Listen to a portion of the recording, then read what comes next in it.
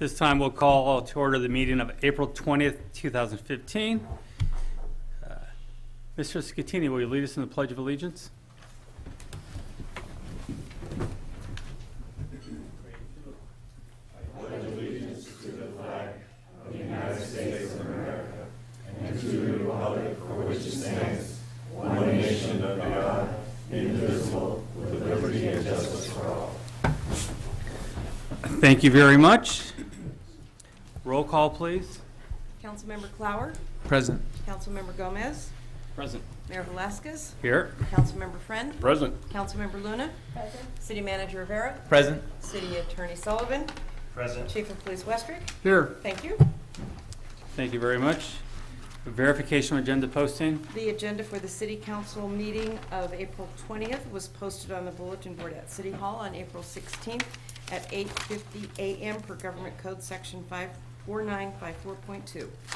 Thank you. We have a proclamation tonight for the Water Awareness Month. Who is? Sean Novak is here for that.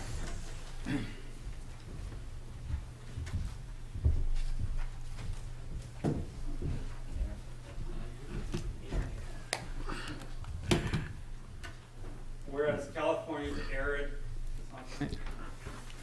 arid and semi-arid climate is ambitious in evolving economy, and its continually growing population have combined to make shortages and conflicting demands the norm. Now, therefore, the City of Hollister does proclaim May 2015 as Water Awareness Month and urge all citizens, businesses, industries, institutions, and public agencies to review their water use and water systems for water use efficiency and to contact their water supplier for water savings ideas and assistance. Okay, thank you. I know you have a lot of ideas. You want to cut out a lot of my words here. Well, go ahead. It's all yours. Good evening, everybody. I just want to say, with the drought the way it is, the new restrictions coming in place, my agency is standing by to help people with using water efficiently. We have all types of educational material, we have rebates, we have free services, and we're more than willing to help anybody with their water usage. And also, after tonight's meeting, I'm assuming we'll have some restrictions in place what we'll be enforcing for when there's water waste. We're trying to get the information out now. We have a bill insert going out the first of the month. I am translating it into Spanish, so we have all our citizens can be aware of what's going on. But we need help from everybody in the community. We're kind of short as far as enforcement.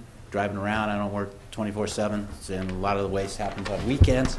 So we encourage people to call my agency to report any water waste that's happening so we can respond to it and take the appropriate action. But, every year I come down here and read this thing, the Water Awareness Month. I've been here for 10 years, and this year we really need to focus on this because we just don't know when this drought's going to end, and the only thing we can do immediately, I've seen a lot of stuff on social media about building desal plants and all this stuff. It takes a long time to get those up and running.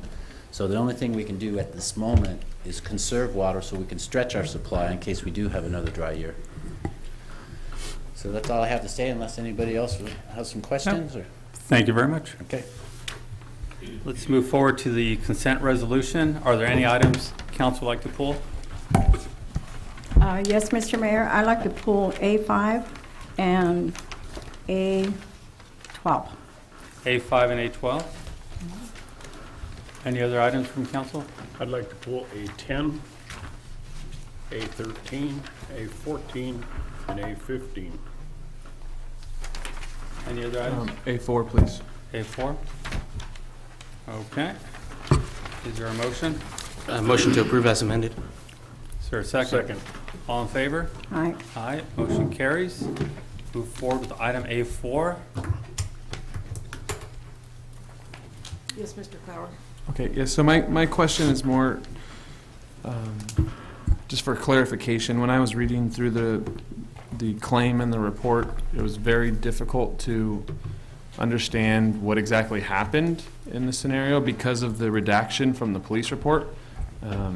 And after talking to City Manager Avra, it seemed like it was warranted, but you can't really see that from what was given to us.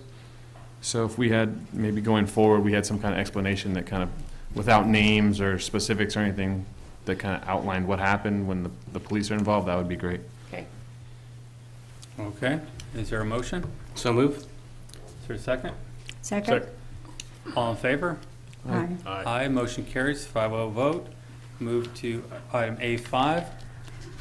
Yes, Mr. Mayor. And actually, authorizing the destruction of certain records from the city manager and city attorney's office, I would like to actually pull 2 of them and hold them. And that would be number 11. And I believe they were not in sequential order, so I believe it's number 11 and 13. Okay. They weren't in sequential order because they were kind of listed as the boxes were The boxes, filled. yeah, and I understand that. We had a lot to go through. And Jerry, just for the record, it's box 11. Yeah, Yeah. I thought so. Okay, are there any other questions? Is there a motion? So moved as amended. Is there a second? Second. All in favor? Aye. Aye, motion carries, 5-0 vote.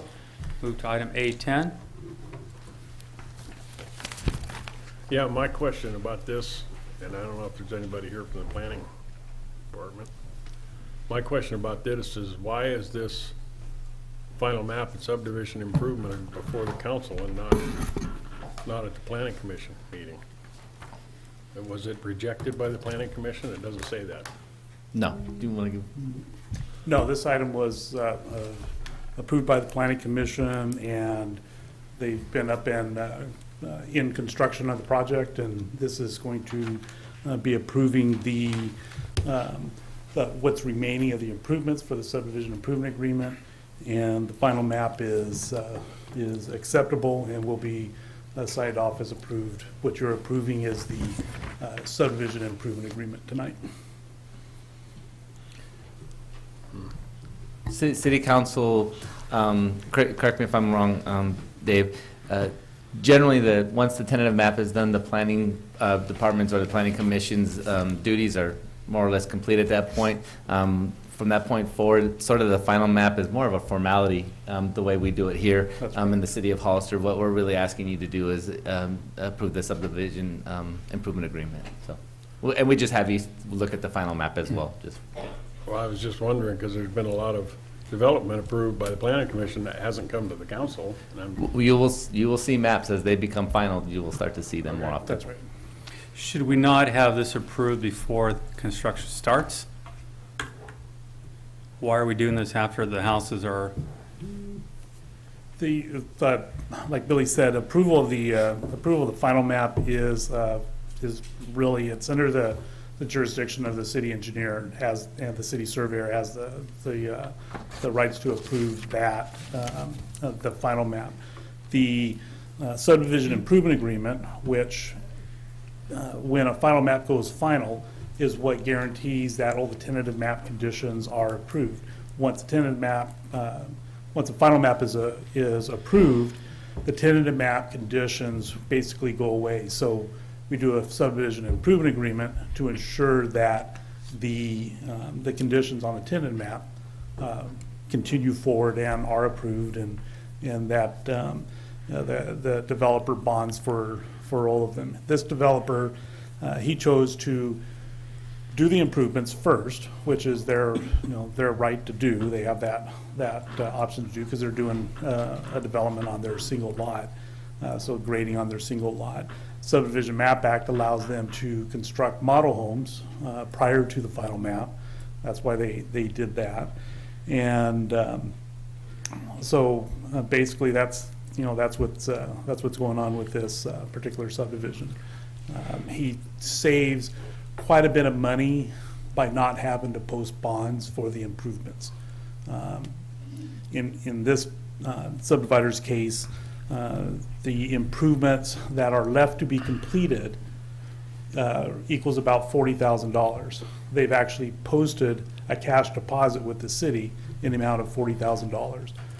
When those improvements are complete and we go into maintenance, they'll post a bond or a surety or cash in the amount of $80,000, which is 5% of the improvements or 10% of the improvements for that subdivision. And so we'll have all that to make sure that anything that gets damaged or goes bad will be replaced. But again, why not have this all done before construction starts? What if we were to say tonight, no? Well, Brad, you want to address that? They have a right to post bonds or other financial security, and it's a statutory right. So what Davis said is the other financial security, it's a lot easier than posting a bond, is to put the cash deposit. So your option would be to either make them post a bond to finish and to any encroachment, any damage to the city roads in the area, or in this case, the cash. There's really no, if you had wanted, the council could have appealed the planning commission's approval of the tentative map, and that would have been your ability if you had wanted to hear the conditions of approval or actually consider what the planning commission had done at the council. Again, I just would rather see everything complete before construction starts. Just, So this is the way that ensures completion, because you're not going to know before you start if when you're encroaching or you're maybe going under a city street or cutting into it, you're not going to know what those the expenses may be. And the approval of the final map, like our city attorney said, it's been to a public hearing at the planning commission meeting. The planning commissioners approved it. There were no appeals at that time. Like Brad said, there was no city council appeals, and that would be the city council's, if they wanted to see the map prior to tentative map being going all the way forward, that would be your choice to do so. Absent of all that, the final map is more of an administrative approval process for for approval of that map. okay, is there any other questions?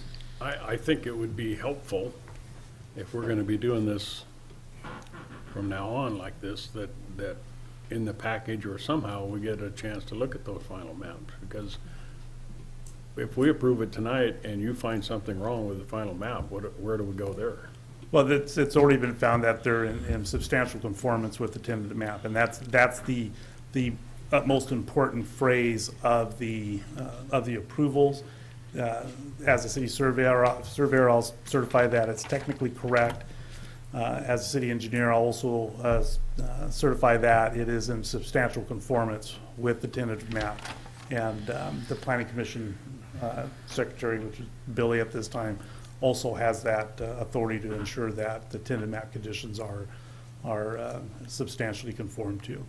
Well, maybe it could say that in the staff report, that Sure. it's already gone through those steps, and that by the time it gets here, like the mayor's saying, it's a mere formality to complete the deal. So Sure, and it that leaves it kind of open here, saying there's no funds currently available, it's gonna take years to do this.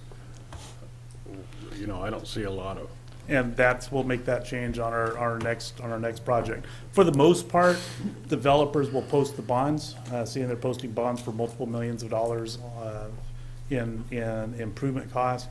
They will post the bonds. We will be bringing maps to the city council prior to the developer starting any of the work. So this is a developer that has the resources to complete work without having to go through the process that banks require them to do with improvement, get everything approved prior to them starting. Also, this project had very little infrastructure. yeah, I understand that, okay. Okay, thank you very much. Do you have a question, Councilmember No, Luna? I wanted to move to approve. Okay. Second. Ken. Motion for approval, and second, all in favor? Aye. Aye. Aye, motion carries, 5-0 vote. Thank you very much. Let's move forward to item A12. Yes, Mr. Mayor. I wanted to ask if the city manager could give us a short review of the process in regards to paying for the equipment and Okay, absolutely. The item that you have before you, and I think there was a subsequent email that maybe most of the council members got today as well, and we'll talk about that for a quick second. The project, as you know, has gone through the last 4 or 5 months of various commissions and councils, and where we are right now is actually going through the purchase part of the expansion of the skateboard park. What we have is we will be ordering the equipment. We need to pay the appropriate sales tax. It will take anywhere between 45 and 60 days for the equipment to arrive. So that is what the action that is being asked for the council to do at this time. We received an email that talked about public contracts code and whether or not the city of Hollister had to go out and get a competitive bid to install the playground equipment or the skateboard park equipment. We will be looking into that as we move forward. Generally speaking, there's a $5,000 threshold in labor. My estimate was that we were going to be able to handle that with our city forces, but I haven't gotten a chance to really speak to Brad about what the real estimate is and time. The disappointing thing about going through that is it's really just about bolting some of the ramps together that make a complete obstacle. Like I said, sitting here right now, I'm not exactly sure what that is all entailing, but I'm hoping that it doesn't exceed a $5,000 sort of cap, because going through and writing plans and specs and going through the bid process just costs more time and money. So that's one of the things that we'll try to get through as quickly as possible. If we do have to go out to bid, we generally come back to the city council. You authorize staff to go out to bid and receive bids, and we'll do that during just like we would any other construction project. But once again, I think one of the things that's important for us to really take a look at and evaluate is whether or not we expect to spend more than $5,000 on this particular assembly. So, but this first part is really to just order the equipment and get it here. Okay. Is there any Thank you. other That's what I questions? wanted. Other questions? Okay, is there a motion? So moved. Is there a second? Second. All in favor? Aye. Aye, motion carries. 5-0 vote. Let's move to item A13. Yeah, I have a question about the contract amendment. Again, it seems like every couple meetings we talk about the downtown traffic corridor study. I thought this was bought and paid for. Now we're coming back just to pay for each little piece of it. Now we're gonna do the striping and we have to pay a contract. Now we're gonna just to design the striping, and then we're gonna pay a contractor to do the striping. That's, Every piece is gonna have to come before the council and get approval. I thought it was a done deal. but anytime there's an agreement that needs to be entered with the city and somebody else, whether it's a contractor or professional service provider such as TJKM in this case, the agreement is between the city, which has to be approved by the city council. So anytime there's that is going to happen, some kind of an agreement or a contract, yes, we will be bringing them to the city council. But I thought we already had a contract with DJKM Transportation Consultants to do the downtown. They did, and Study, yeah. they completed the study satisfactory. It was approved by the city council on February 17th. But what this will do is, in a sense, is an extension of staff, so that they who have the most knowledge in this particular project, they will be able to prepare a set of plans that will be suitable to go out to bid for the restriping of San Benito Street. We will also be including in that the reconstruction of the Nash Road and San Benito Street intersection, where it's in complete, it's failing. So in order for us to continue, in order for us not to have to go out to a professional services qualification-based selection process, which is timely, takes, could take 2-3 months if depending on how things go. This will enable us to get the project designed and out to bid much quicker, and be able to construct this thing, specifically the improvements which we're planning for after the farmers market is complete, And hopefully we'll be able to get the intersection of Nash and San Benito complete prior to the beginning of high school, prior to school starting, because that will cause a major traffic tie-up if they're not complete by then. So what this does is it extends the contract that we already have on, that we've already agreed to. It's a contract amendment, it's expending additional dollars, and therefore needs city council approval.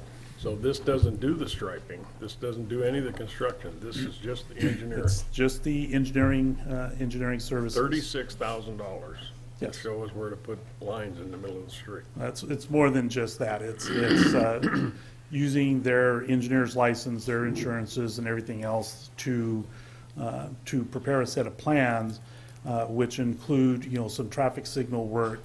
They're not going to have to do any studies because they've already done that, but they're going to be utilizing the work that they've completed already to draw these, you know, to prepare these plans and specifications. Okay. That was all I had a question about. Anybody else? Are there any other questions? Yeah. Councilmember Clark? Simple question, does the bid and the budget that they've provided seem fair to you for the work that they're gonna be doing? Yes, I reviewed it, I reviewed their scope of work, the cost to do it, and it seems very fair for that work to be done. Keep in mind that also includes construction support, bidding support, construction support as well. Okay, are there any other questions? Is there a motion? So moved. Is there a second? Second. All in favor? Aye. Aye, motion carries, Thank 5-0 you. vote. Move to item A14. Okay, my big question on this one, and I know we went through the study session on this, is it seems like all of a sudden this comes up on the consent calendar, which is almost like trying to slide it through. We had a proposal to fix this problem. There was a lot of discussion on it. The whole council was upset because they hadn't seen enough about it. But we're ready to go on the consent calendar without any discussion about this to fix this problem. Nothing ever came back from engineering on the original request as to what they thought about the program or anything. Nobody came back and reported to the council that that was not a good idea, but here's an idea now that says, oh, we're gonna remove the sludge, that's it, it's a done deal. Well, we had a proposal a couple months back that would have saved 70% of this cost, and I haven't heard anything back. And there was a submittal, there was meetings held with you and the mayor and with San Benito Foods and engineering, and Billy was there to discuss the alternative treatment proposal. San Benito Foods had another third-party engineering firm, Bracewell Engineering, and came back with a very complete report that basically stated that that alternative proposal would not work. With that, and it was at the meeting. As you remember, we had that discussion. We talked about all the varying things, and we were given direction to, at that point, to bring this item to the city council.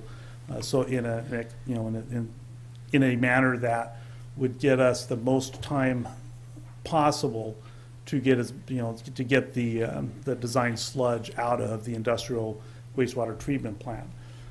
It was shown that the cost to remove the sludge based on a Synagro proposal would have been a little over $1 million, and that was removing about 2,000 dry tons of sludge out of the industrial plant.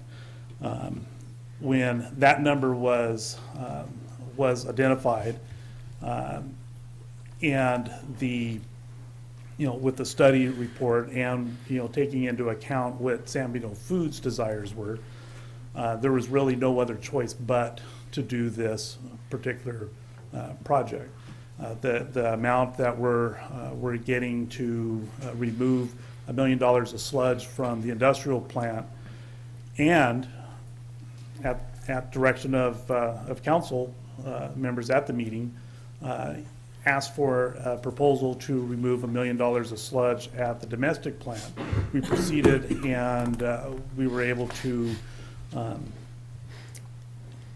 to ask Veolia Water, our operators of both plants, to manage the project, which will get it done a lot quicker and most likely cheaper than what staff would have been have to charge for the project. Veolia actually did helped us out by agreeing to amend their contract, which would have required the city to pay 18% on top of that for extra work. They agreed to go do the work at 6.5%.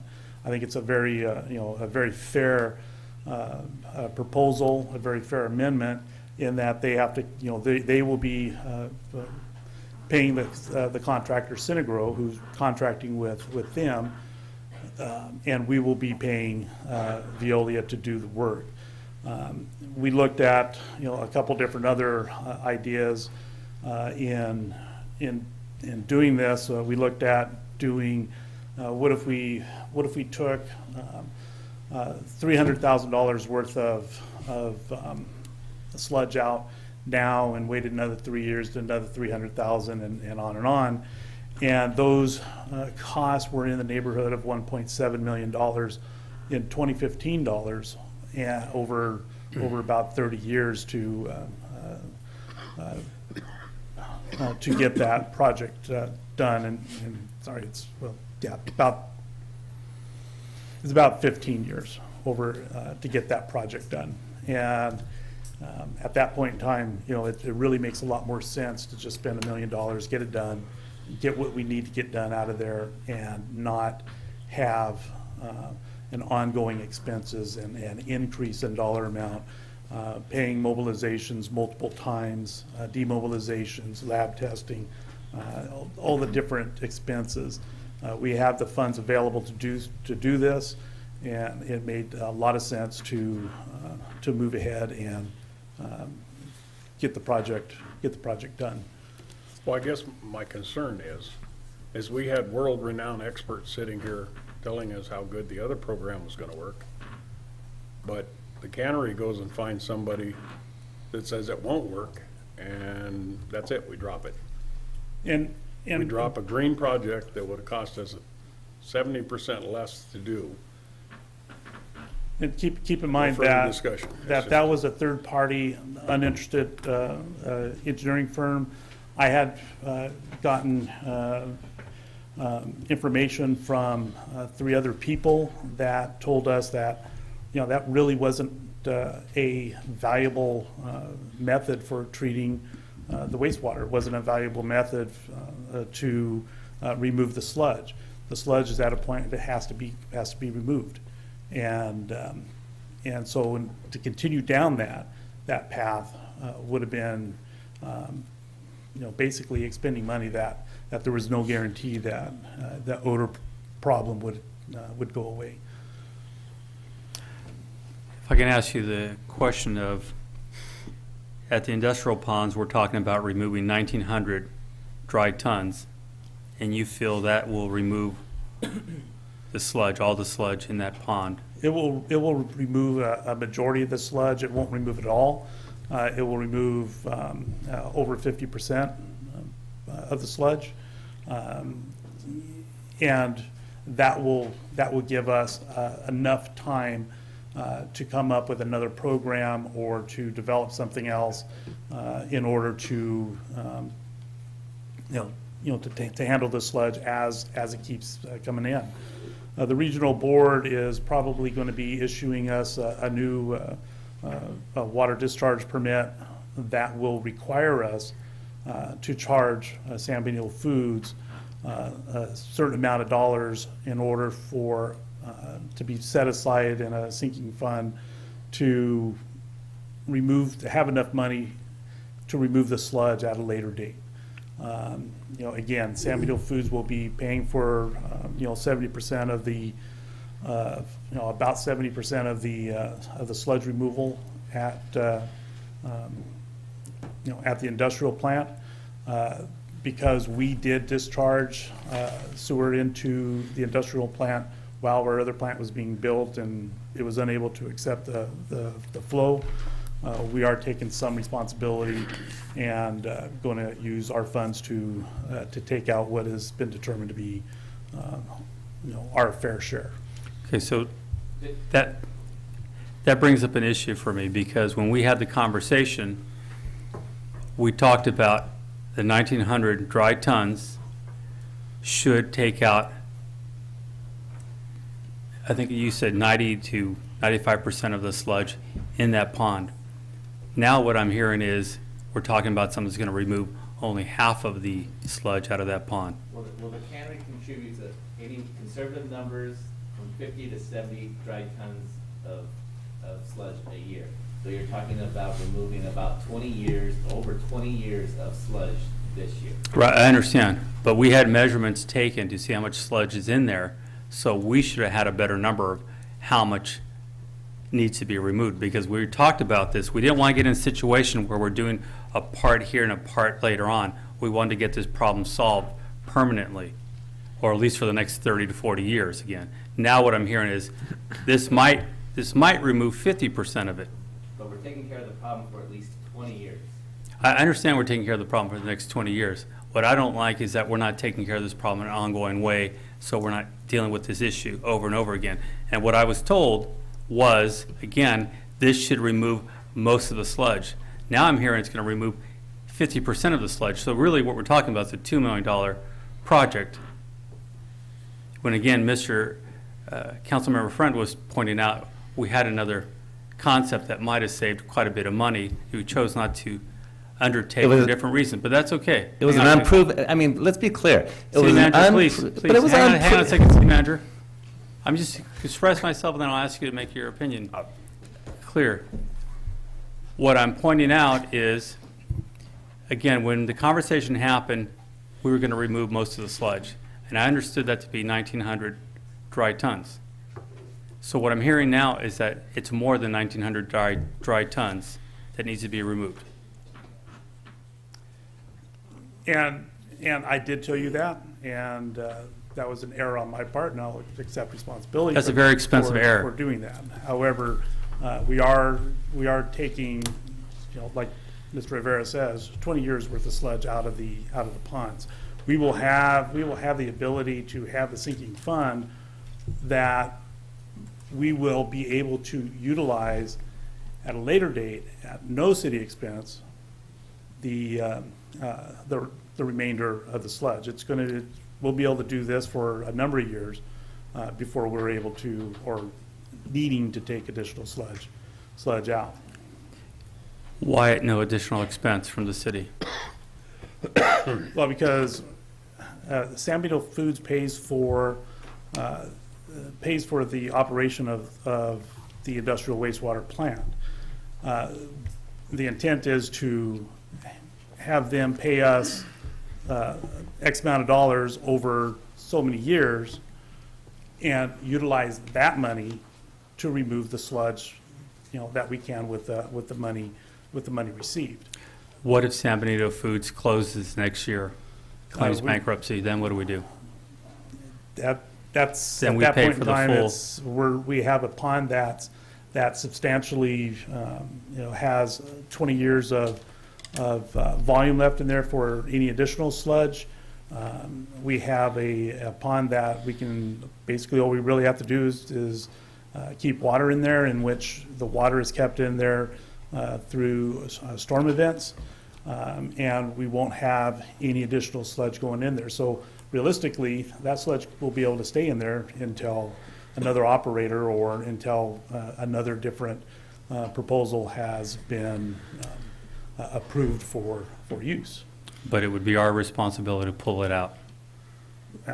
It depends on what kind of arrangements San Benito Foods would. The other make question I with us. have on this proposal is, why is it that the 1,900 dry tons is $1 million, and for the domestic plant of 1,300 tons, it's $1 million. There's a different constituency of the sludge. The industrial sludge is thicker, it's drier, and the what we have at the domestic plant is a sludge that is raw sewage or raw sludge. It's been in there, it's floating, it's actually newer than the sludge at the industrial plant. That it has a different constituency, and it will take additional effort to remove that, and therefore it has a higher unit cost for the removal. So I understand the urgency, and we spoke about this at the meeting. I do not want to have that same problem. I think the council all feels the same way. We do not want to have what happened to us last year happen again. As we pull out 50%, maybe then we could look at this other system we talked about. We're in no hurry at that point. We could test it to see if it does work. If it does work, there's a potential way to do this, as Councilmember Friend said, in a green way that saves us a lot of money, and it's a good way to test it. Are there any other questions from council? I have a question. And as I recall, the last presentation that was made by the other company, they also said that there was a 40-year buildup of sludge.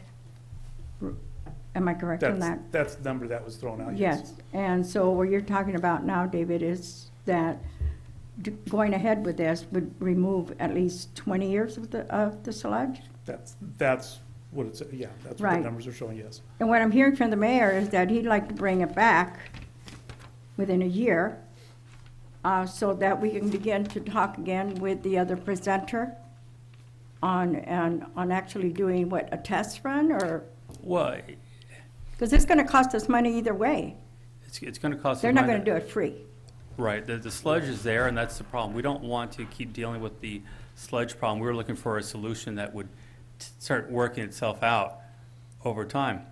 The presentation that was brought forward was one potential solution.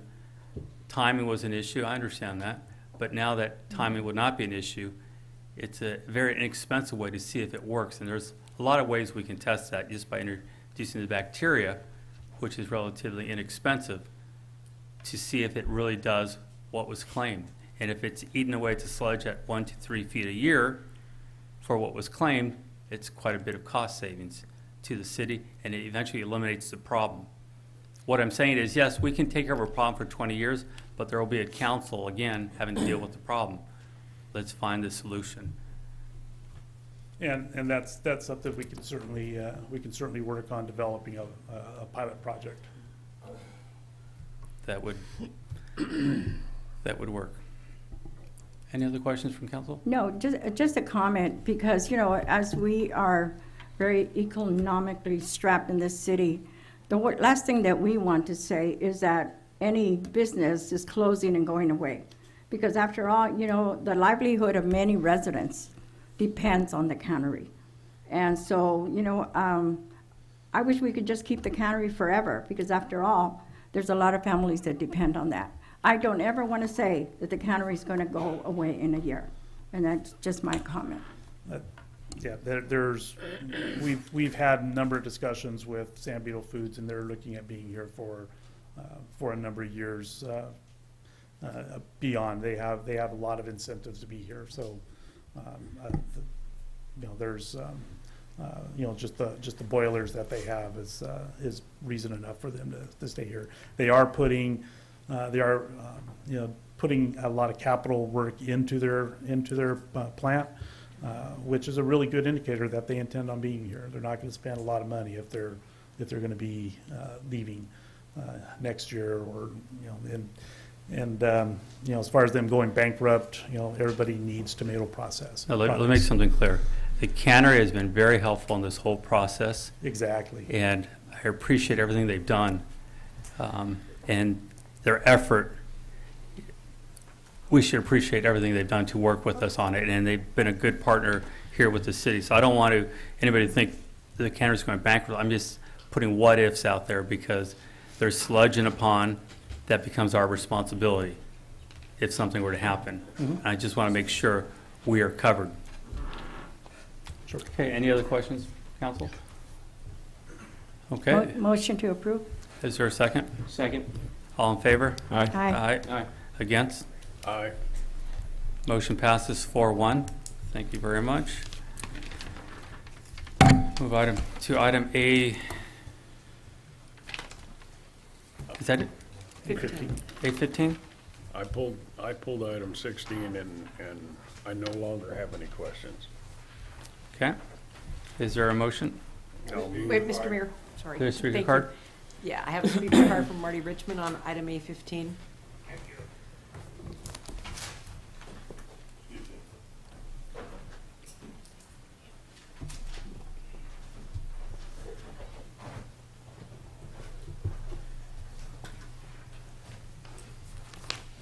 Good evening, Mr. Mayor, members of the council. Marty Richard from Hollister. Thank you for your time. I wanted to speak on item 815. I certainly support it. I read it in detail, and it says estimated payback return on investment is 6 months, half a year. You can't get a deal like that anywhere. The only thing I have a problem with is, will it ever happen? I'm still waiting to find out what the payback's been on the other project we put in to save electricity at the wastewater plant. And that was $6 million, I think. I'm doing off the top of my head, so if I have the wrong number, please forgive me. We make these investments all the time. And you know what? No one ever comes back and says, here's how it worked out. So therefore, all the good ones, we don't know how good they are. All the failures, we never learn anything. You know, it's like putting money down a rat hole. The question is, we made an enormous investment here, and it was done on an emergency basis. There was no, let's go get a bid from somebody. Oh, somebody's got a proposal. They're the only people who can do it. Oh, let's do it. Oh, let's put it on the agenda. And one day later, you guys weren't in office, most of you. I don't think any of you were here.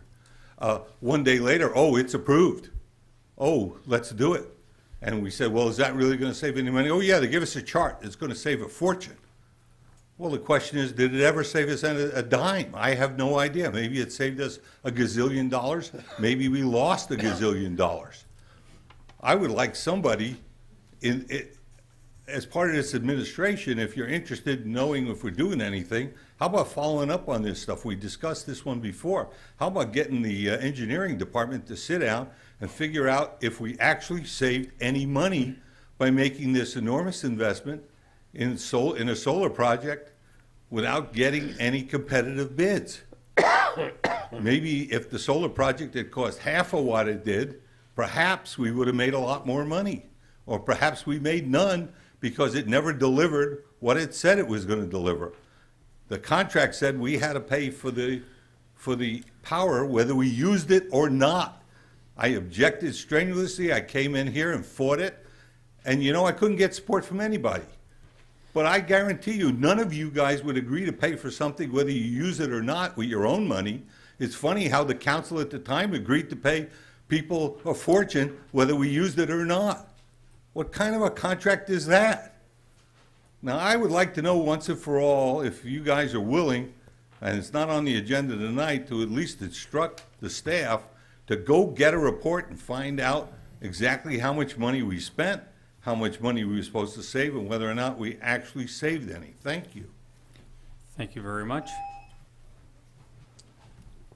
Are there any other speaker cards? Okay. Questions? Being that I pulled it, I'll make you. No questions on that, but I would like to say I have asked for that report twice. This would be the third time I'm asking for the report and the last time I'm going to ask for that report, because we deserve to know how much it's costing us. Personally, I know I could tell you it's costing us more than it's saving. Supposedly it was going to save us, just from my knowledge of the industry. But I'd like to make sure how much more it's costing us per year.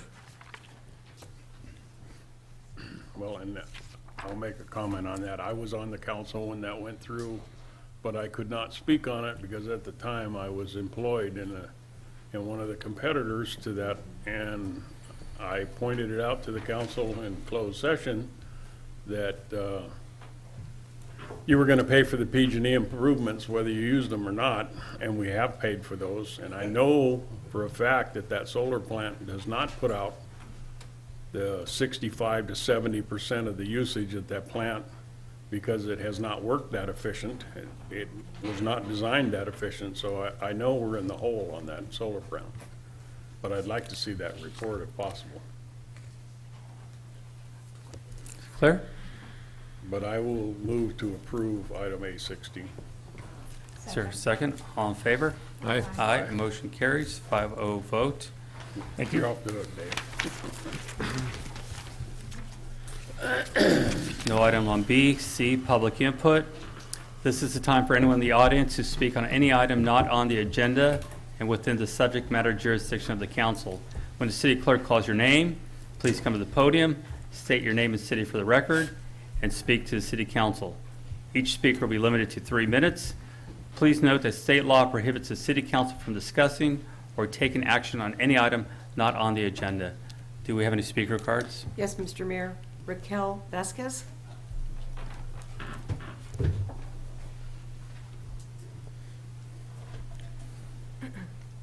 Good evening, everyone.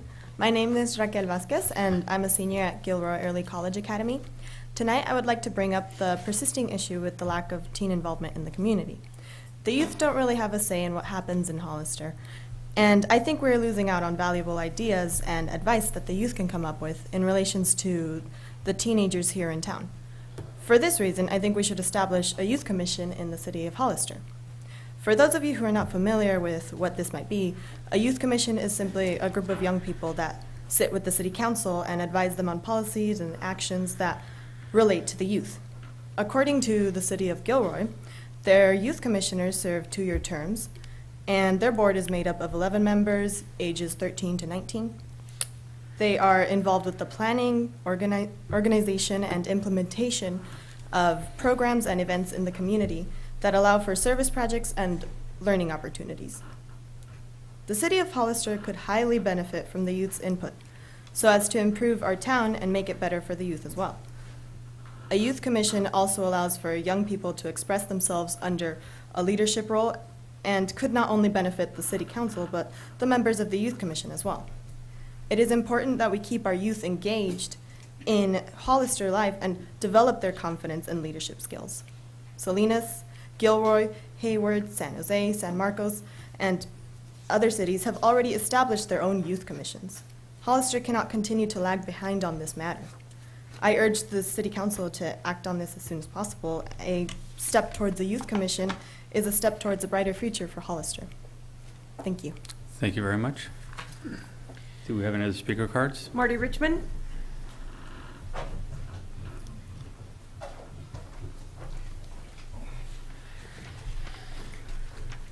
Good evening again, Marty Richmond from Hollister. I'd like to touch on an item that is on the agenda, but in a different aspect. So I would not discuss it under the item that's agendized, but it is in the general vein of that, and that is the water issue. And what I'd like to suggest strongly is that the city of Hollister, the water plant and supplier, and the Sunny Slope Water District, and all the entities involved in the county water get together and work together to work on this. I know you only have control of the city, but I think you ought to get together because many of the larger users service both the city people and the county people and across. And I live in the city, but I'm on Sunny Slope Water as a perfect example. The golf courses serve most of the people in the city because the city has most of the population. So for people who do play golf. So perhaps between the Ridgemark Golf Course and the Brigantino Golf Course, maybe we don't need 2 golf courses. Maybe we really only need 1 golf course. And we know that There's going to be severe restrictions put on golf courses, according to Governor Brown's original proposal. I know it hasn't been voted on by the Water Resources Board, but all I'm saying is we have a very strange setup here that's unique in the state of California. We have a county with 66 or 70% of the population in one large city, and the rest of the population in the county. And we've got to start thinking about the fact that we're basically a city county or a county city. Look at it either way you want, but essentially we can't do anything without affecting the other guy. Whereas many other places that have multiple cities and larger counties and the population is distributed different, it's not the same. So I would hope that somehow or another you get all the entities together and kind of come up with agreement. It would be very silly. I don't think it's going to happen. It would be silly if Sunny Slope said you can only water once a day and you guys say you can water twice a day, and I live in the city and I could water once a day and the guy next to me can only water twice a day. It doesn't make any sense. We got the best way to get a response from the public is to simplify what we're going to do, make sure they understand it completely. And I understand we have different, Sunny Slope has to save 28% supposedly, according to the governor's proposal, and we have to save 20. But the truth of the matter is we're all in it together. So I hope we can do that. Thank you for your time. Thank you. Can't make any comments. Any other speaker cards? Thank you. Let's move forward with item D1. Presentation from the Panoche Valley Solar Group.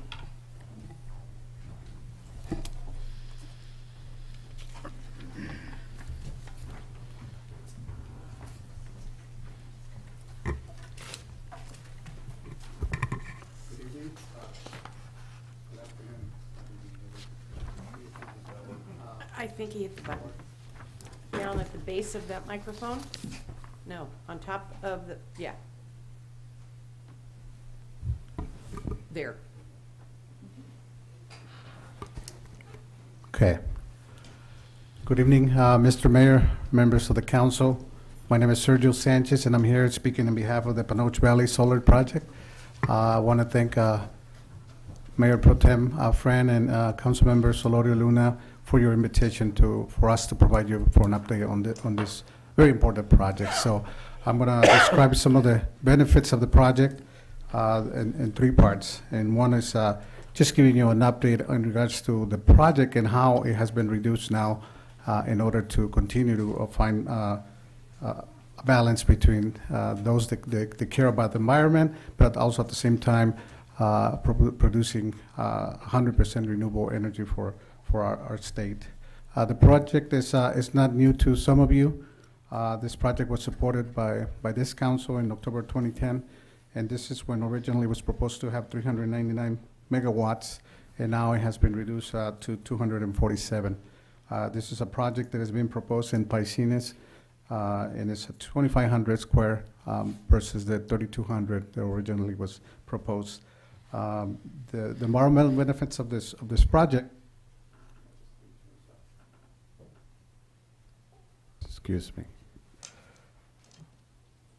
So one of the first benefits is located in previously disturbed lands. That means there's originally there's power lines passing through that, so it's not that it hasn't been touched in the past. It also provides for 10-to-1 mitigation ratio, which is traditionally a project of this magnitude is usually between 2-to-1, and the project proponents, they decided that they wanted to do additional mitigation at 10-to-1, which means over 24,000, almost 40 square miles of this land will be turned over to the Bureau of Land Management for their management. So it results in a net conservation benefit to the species in that area. So it's almost 40 square miles where the San Joaquin kid fox, the giant kangaroo rat, and blunt-nosed leopard lizard lives.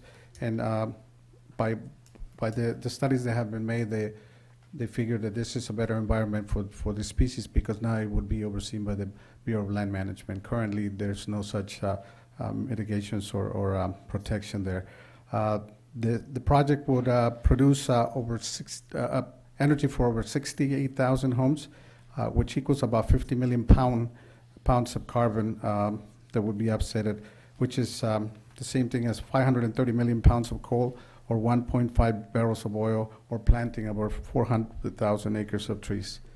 So this is the benefits of the project when it comes to the workforce. It is projected to produce over 500 construction jobs over the period of 2 years, with nearly 1,000 direct and indirect jobs. And this will be all local jobs.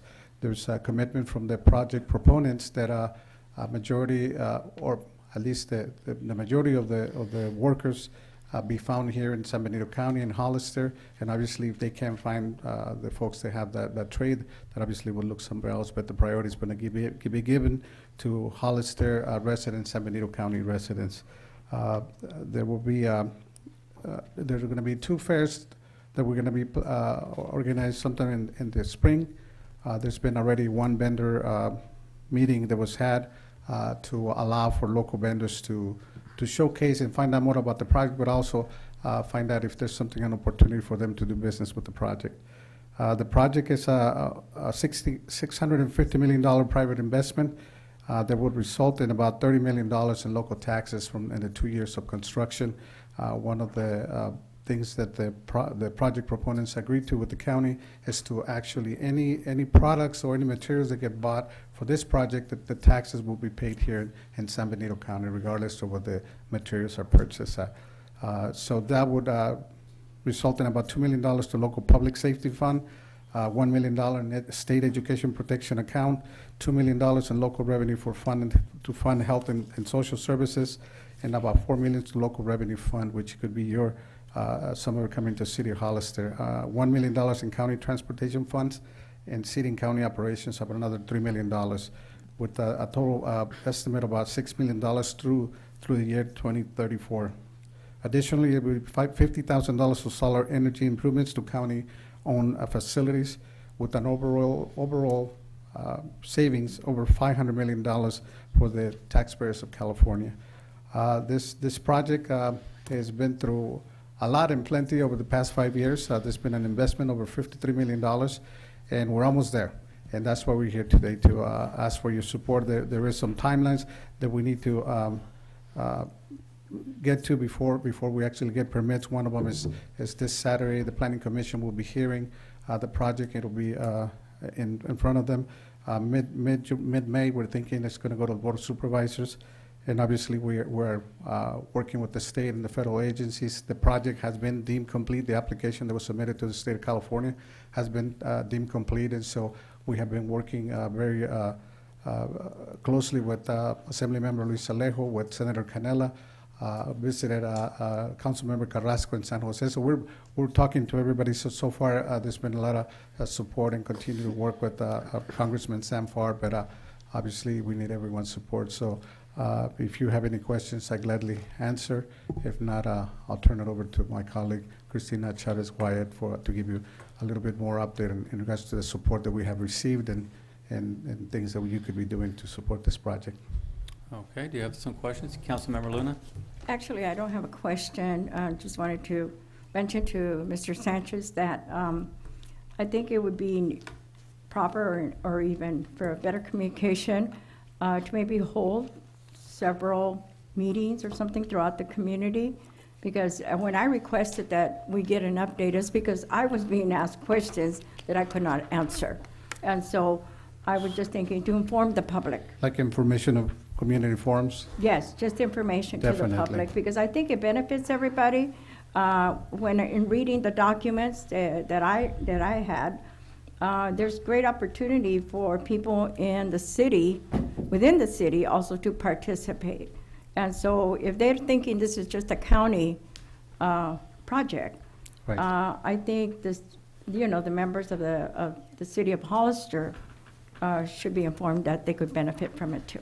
Of course, yeah, and thank you for that suggestion, and gladly work with you and anybody else to make sure that we do that.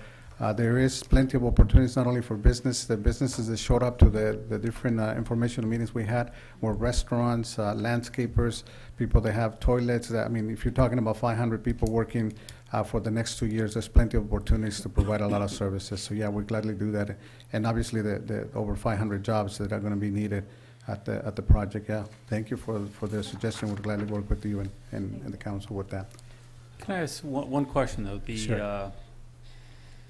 The value of the property would be based on the value after the solar is installed. They'd be paying full property tax at that point? Correct.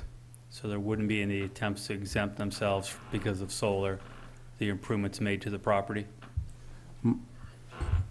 My understanding is part of the benefit that's going to be paid out. It includes the property taxes over the life of the project. It is 6 million, estimated 6 million per year. Is that correct? 'Cause it says here 6 million through the year 2034. 24, yeah, correct. So per year, the county should be seeing about $6 million extra coming through. It's a little confusing here for it, so I'm trying to get a little clarity. Oh, and this is, you're asking in regards to the property tax. Right. You know, I'd rather not give you the wrong answer, but I can get that for you, to be very exact. It does provide a lot of numbers, but I know for the sales tax, it's going to provide over $30 million, but that's one-time monies. And the property tax part, I'm not so sure, so I'd rather not give you the wrong answer, but I'll get that to you. Right, because you're looking at a project that's probably valued at $600 million. You said it's 250 megawatts? It's 247 megawatts. 247, so you're Yeah. looking at anywhere between $600 to $800 million That's the cost of the project to build it, not necessarily the cost of the of the materials. yeah, that's to build it out. That's about $680 Right. million investment. So is the company going to be paying on that Taxes on value, on the spend, right? on the one $600 time. million for property tax annually? So their 1% would be $6 million. Am I understanding that correct? No. The $650 million is the total investment of the project. They will pay. That's what it costs to build it, including acquiring the property. What they will pay taxes on is the sales. One is the sales tax. That's the $30 million estimated through 2015 and 2016. The project needs to be completed by December 31st of 2016. So that's one part. The other part is there's an additional assessment that's made to the project that will be paid every year to the county, and that's separately from the property tax. The one answer I don't have for you is how much will the property tax will be. Right, but on an normally annual when basis. you build a facility, Right.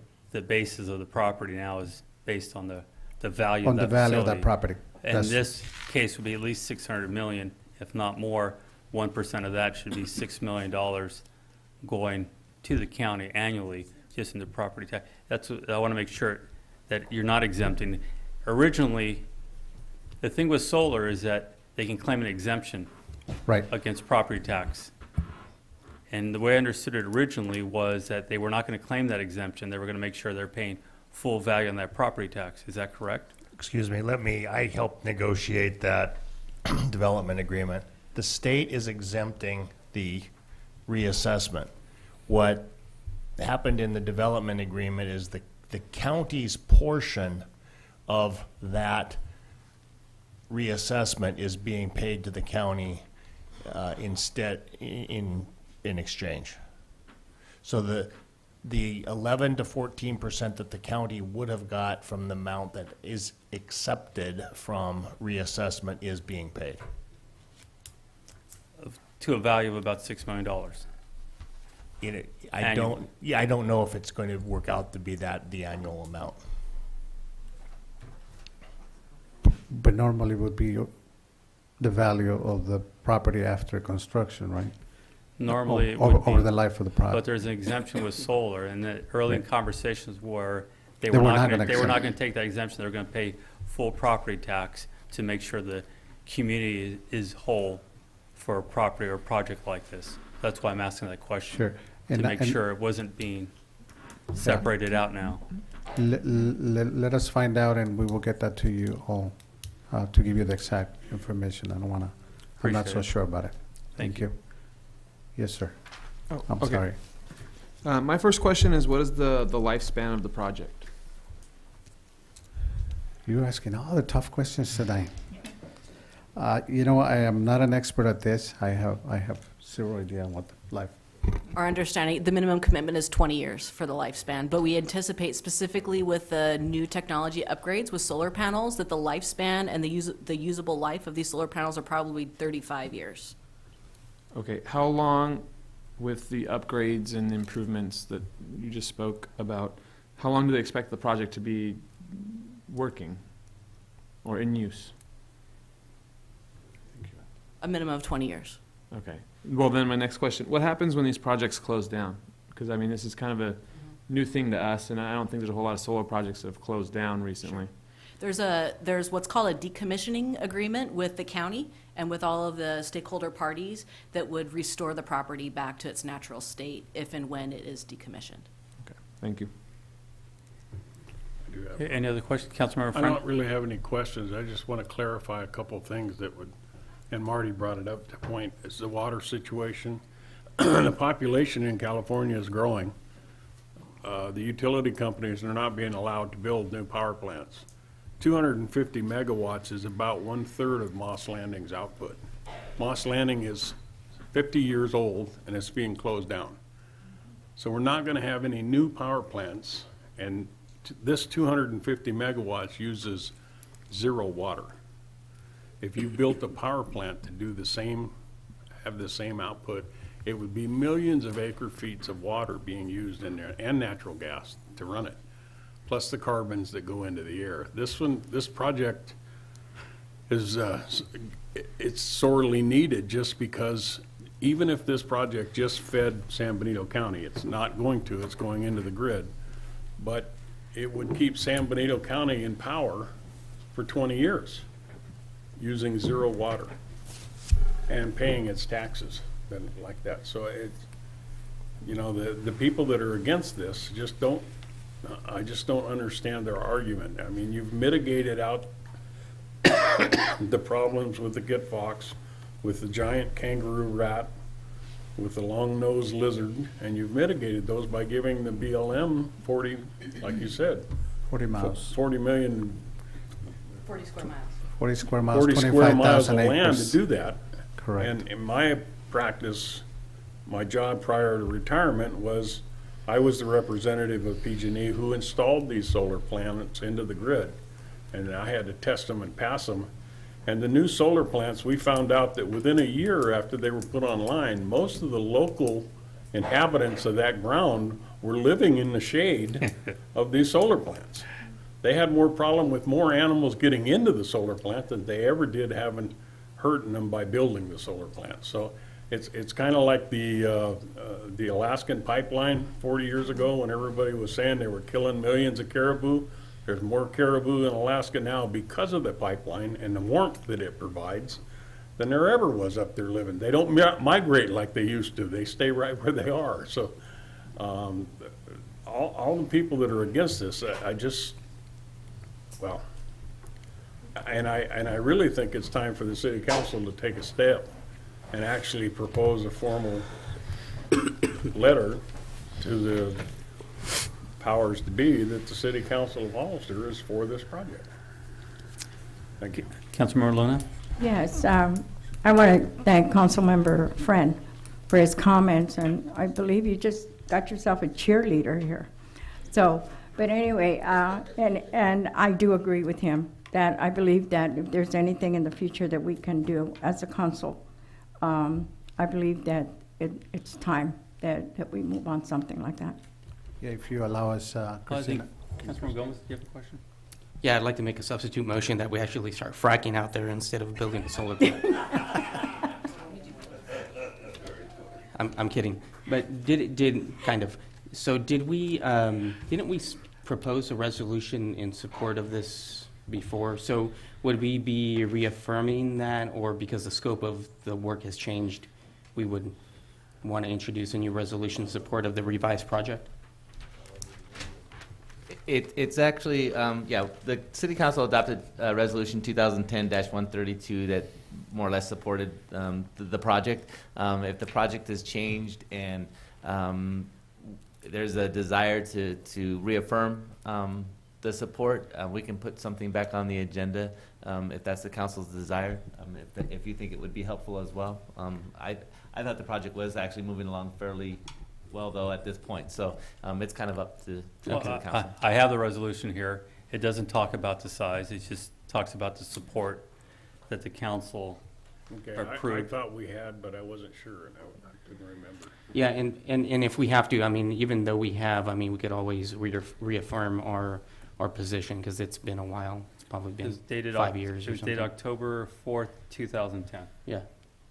It Yeah, would so be anyway. greatly Matter of fact, appreciated. you're the mayor here. It says, has your signature. Did I really? I want to check that. No, I'm kidding. Well, I haven't changed my, I'm a politician, but I still haven't changed my position on it. So anyway, I would support bringing it back at a future date for adoption. You have Thank a you. resolution.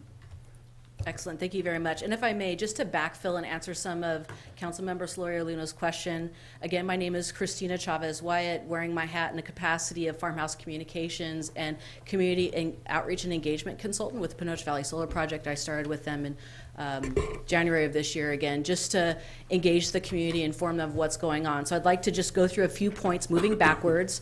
First and foremost, everyone's invited to our Earth Day celebration that we have with our friends at the Sustainability Academy at Eco Carmel, downtown Carmel, on this Wednesday, the 22nd, 5:30 to 7:30. We'll have the Sustainability Academy, which is under the Monterey Institute of International Studies, is going to be highlighting the support of this project specifically on a regional basis, why it's important to future of Monterey Bay Community Power, the Climate Action Compact, et cetera, and a lot of sustainability initiatives.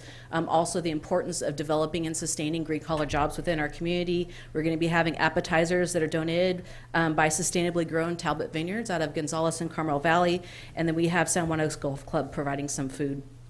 I have some information that we circulated to you there. We've also recently launched a new and improved project website, which is found at PanocheValleySolar.com. We're also active now on social media on Facebook, so we encourage you to like our page to follow us moving forward. Also, community engagement and outreach that we hosted in the last couple months include bilingual local business and contractor workshops that were held on 2 instances on March 18th. By the project team, our master builder, which is Amec Foster Wheeler, and their lead contracting electrician, which is Cupertino Electric out of San Jose, at La Katrina Restaurant, and also at the Hollister's Veterans Memorial Hall.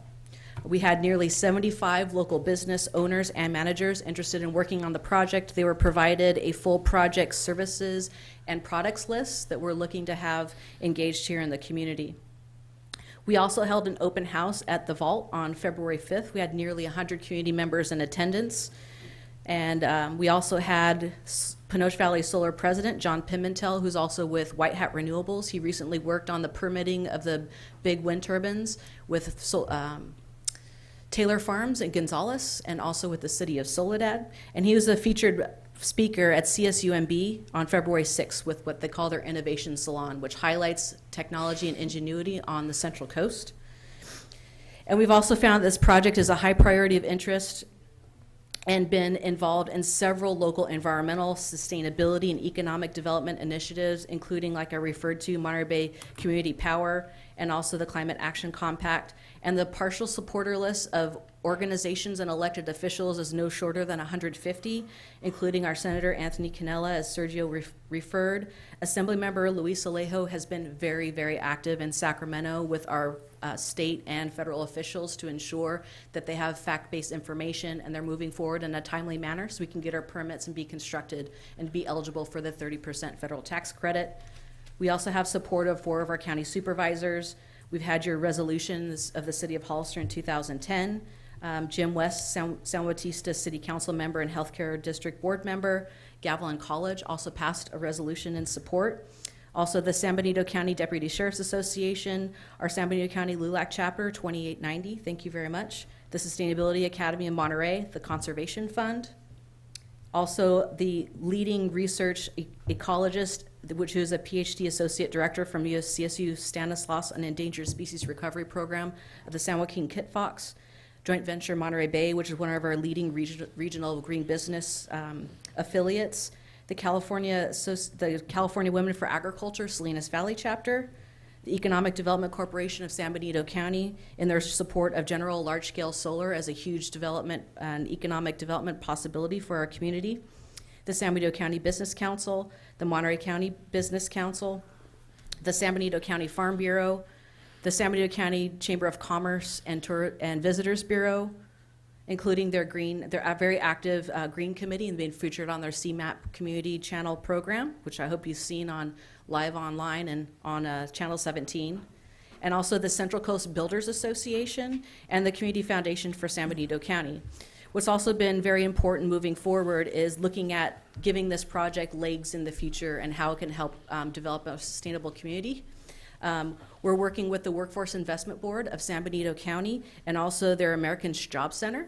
So towards spring and early summer, we'll be having a job fair, a construction and safety training, also including Gavilan College, our contractors, and the IBEW and the operating engineers. So we can have and train our folks here in green collar jobs and have them working on this project and other projects in our region. Thank you. Thank you very much. Thank you, Christine. Any other comments or? Speaker from Marty Richmond.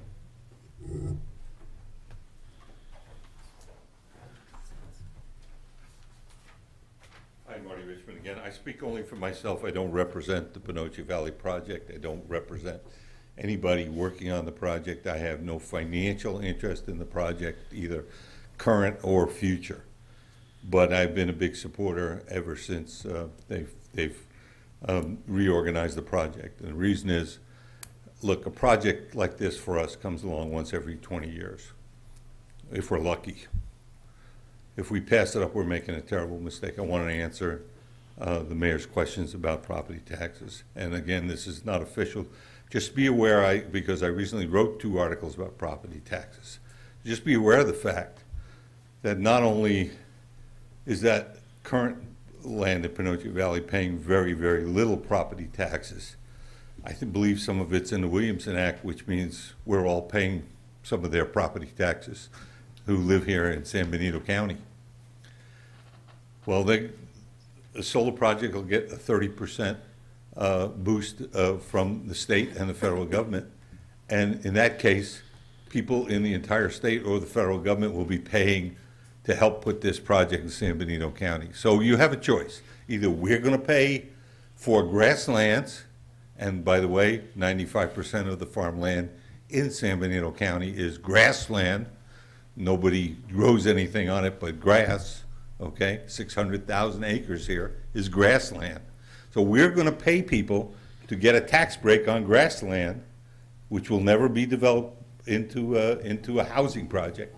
Or the entire nation or the state is going to pay us to put in a solar project that will save us from having to buy 1 million barrels of foreign oil a year, more than 1 million barrels of foreign oil a year.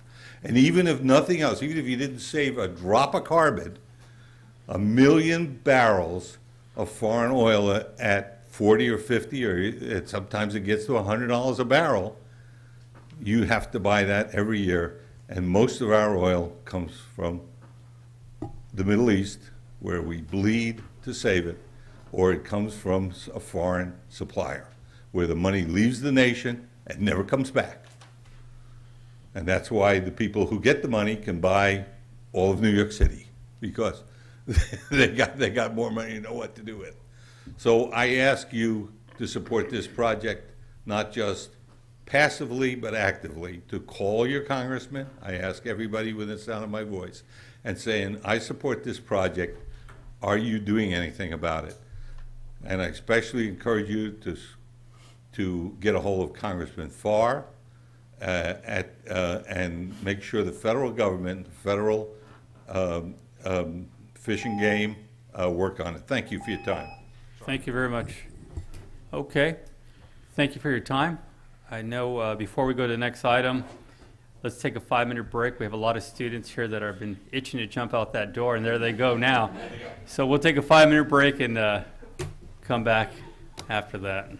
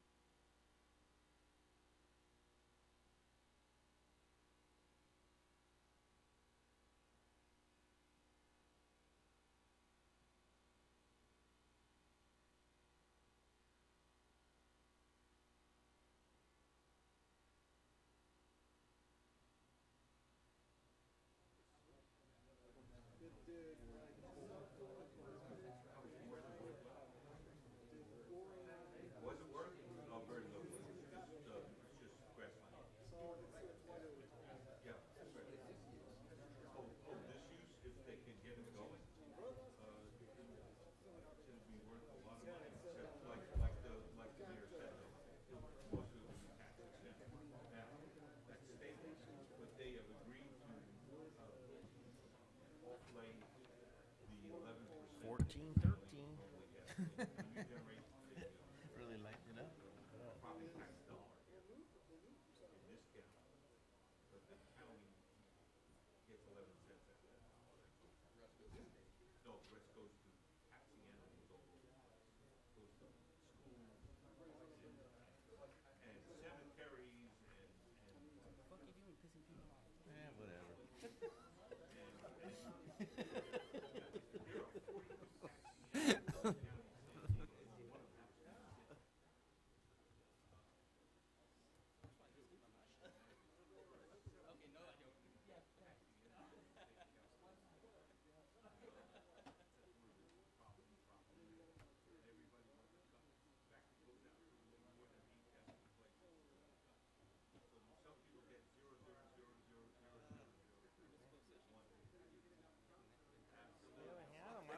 I wanted to have a closed session to tell somebody about how the Giants are in last place and the Dodgers are in first.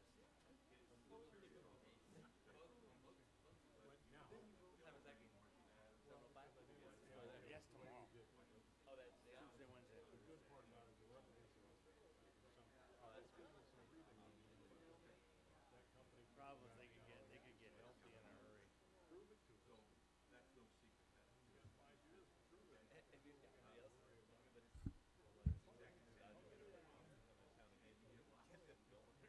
Yeah, I mean that's the thing. I mean it's the Giants hate the Dodgers. Dodgers they hate San Diego and Diamondbacks. I mean that's Southern California. They don't even think of us.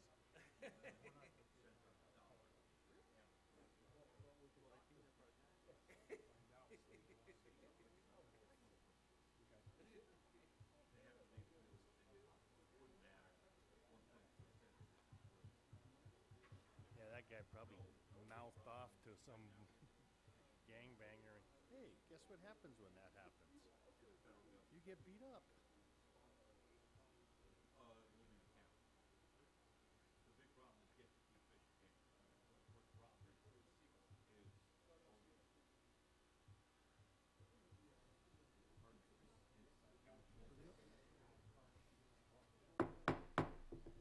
Okay, at this time, we're going to resume the meeting of April 20th, 2015.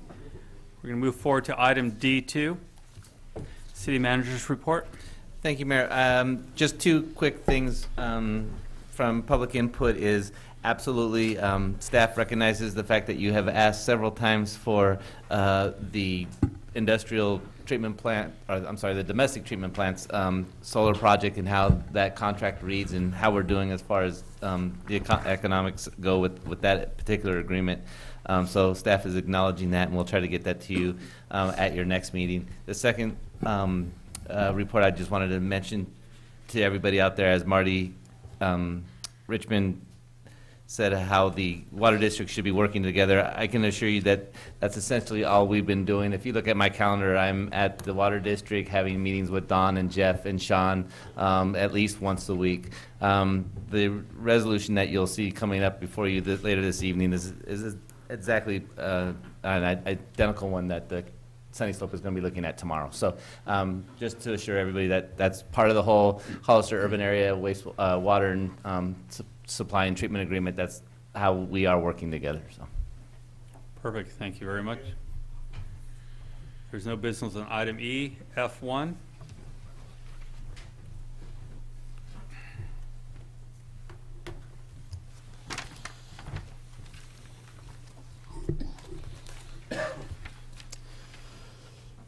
So this is the second time that this proposed ordinance is coming through City Council. The ordinance is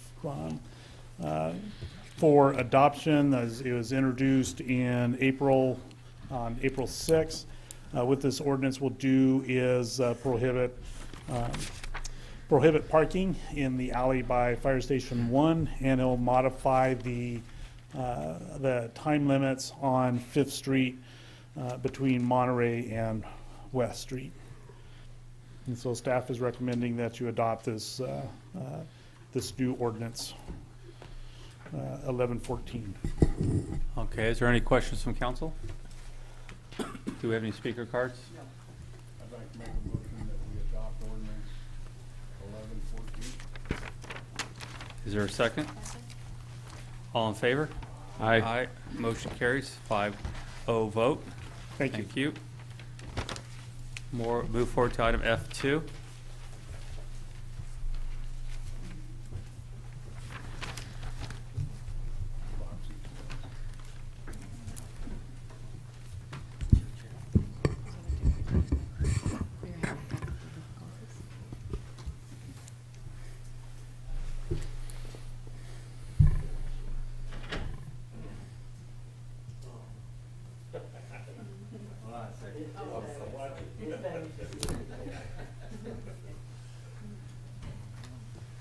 They don't have this much trouble at the Board of Supervisors.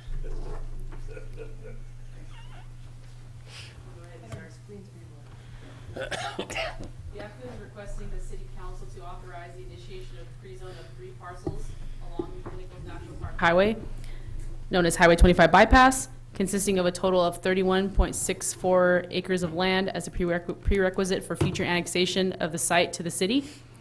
The applicant is also requesting the city council to authorize the initiation of a sphere of influence amendment to include the properties north of Santa Ana Road, east of North Chapel Road, and west of the Nichols National Park Highway.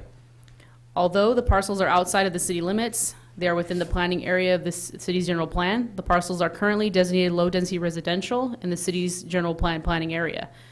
No development approval is being considered tonight, only the initiation of pre-zone and sphere of influence amendment.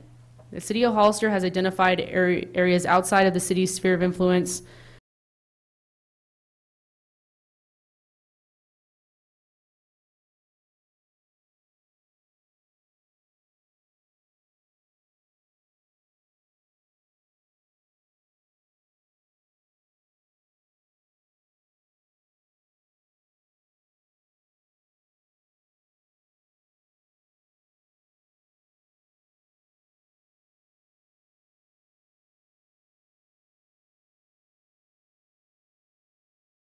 pending approval by the city council to author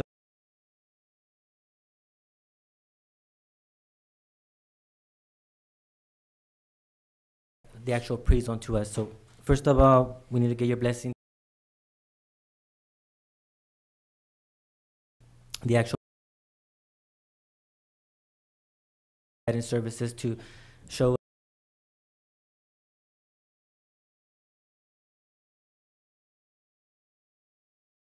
6-inch water main, an 8-inch sewer main go to the west of the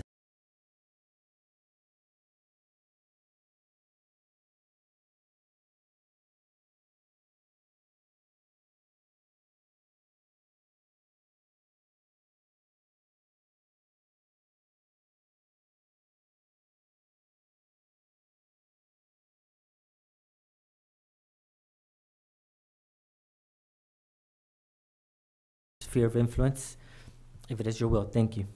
Any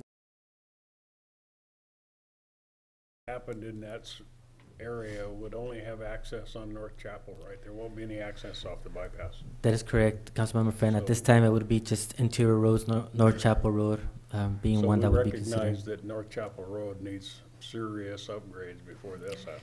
And that would be one of the things that would be analyzed within the environmental report pursuant to CEQA at the time that if the pre-zoning comes in. Yes. Okay, thank you. Councilmember Gomez? So I thank you, Councilmember Friend, for bringing up that point there regarding the, sorry, I'm trying to pull up my map here, regarding the access, because obviously having the bypass under the control of Caltrans would make any kind of access impossible, or at least nearly impossible. Am I looking at the property there, am I crazy to believe that that would actually be like a really good location for commercial? Sorry, I'm not a planner. No, it's, but I'm just it's asking. fine. I mean, Absolutely. it would make like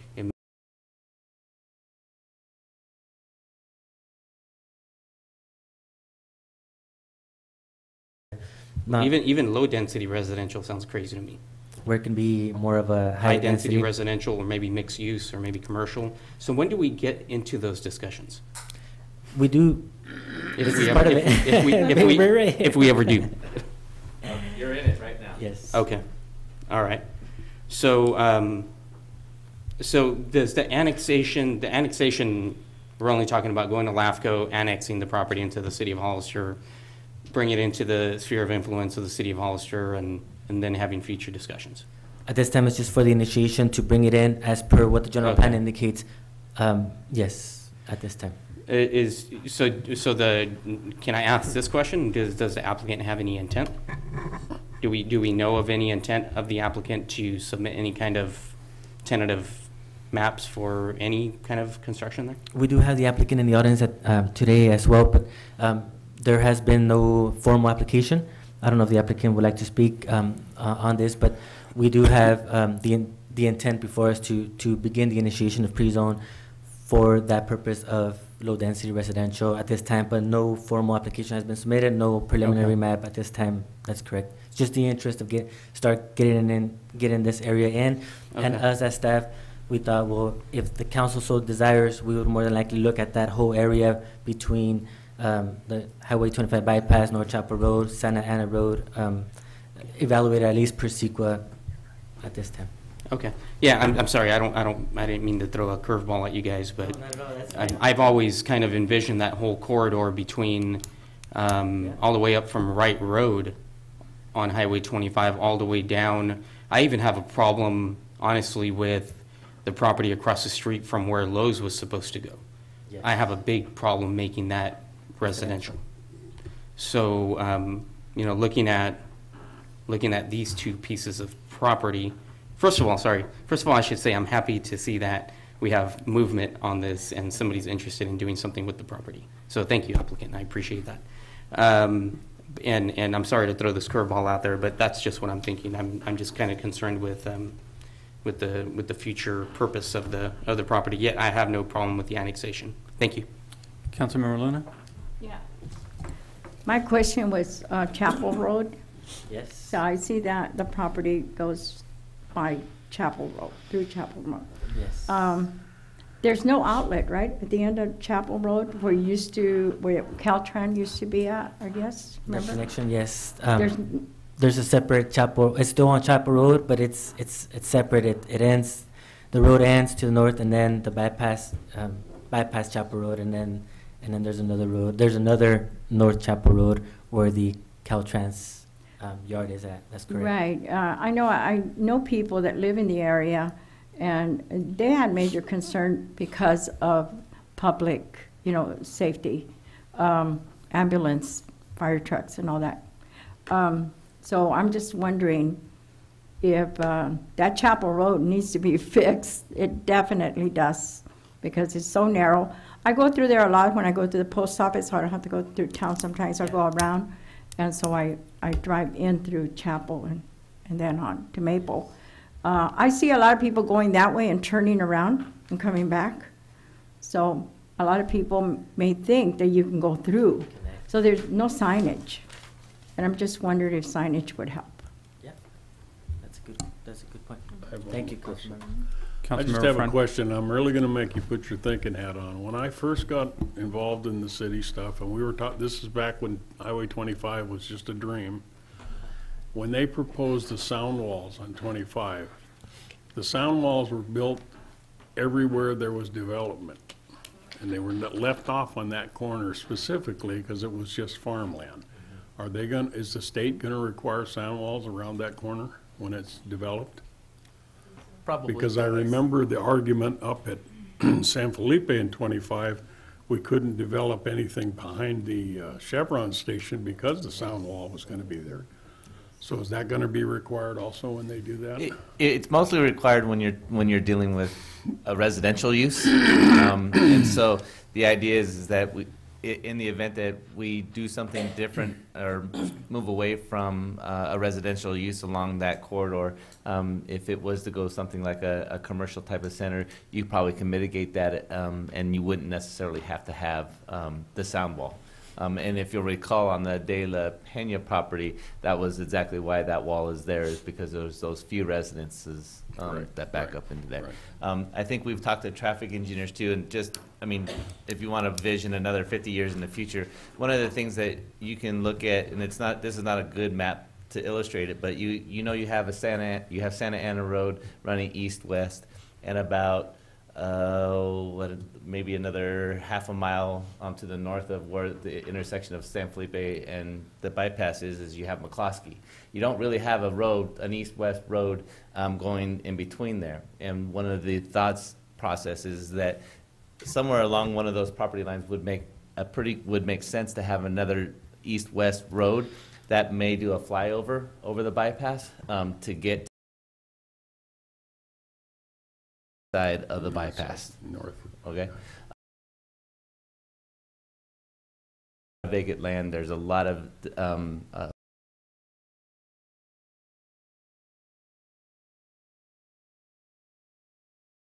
otherwise, the impact on McCloskey and Santa Ana is going to be pretty great. And if you wanted to do something like what Councilman Gomez says, that's a very appropriate place to have it, is running right along that southern property line of whose is that? The one that's actually in the curve.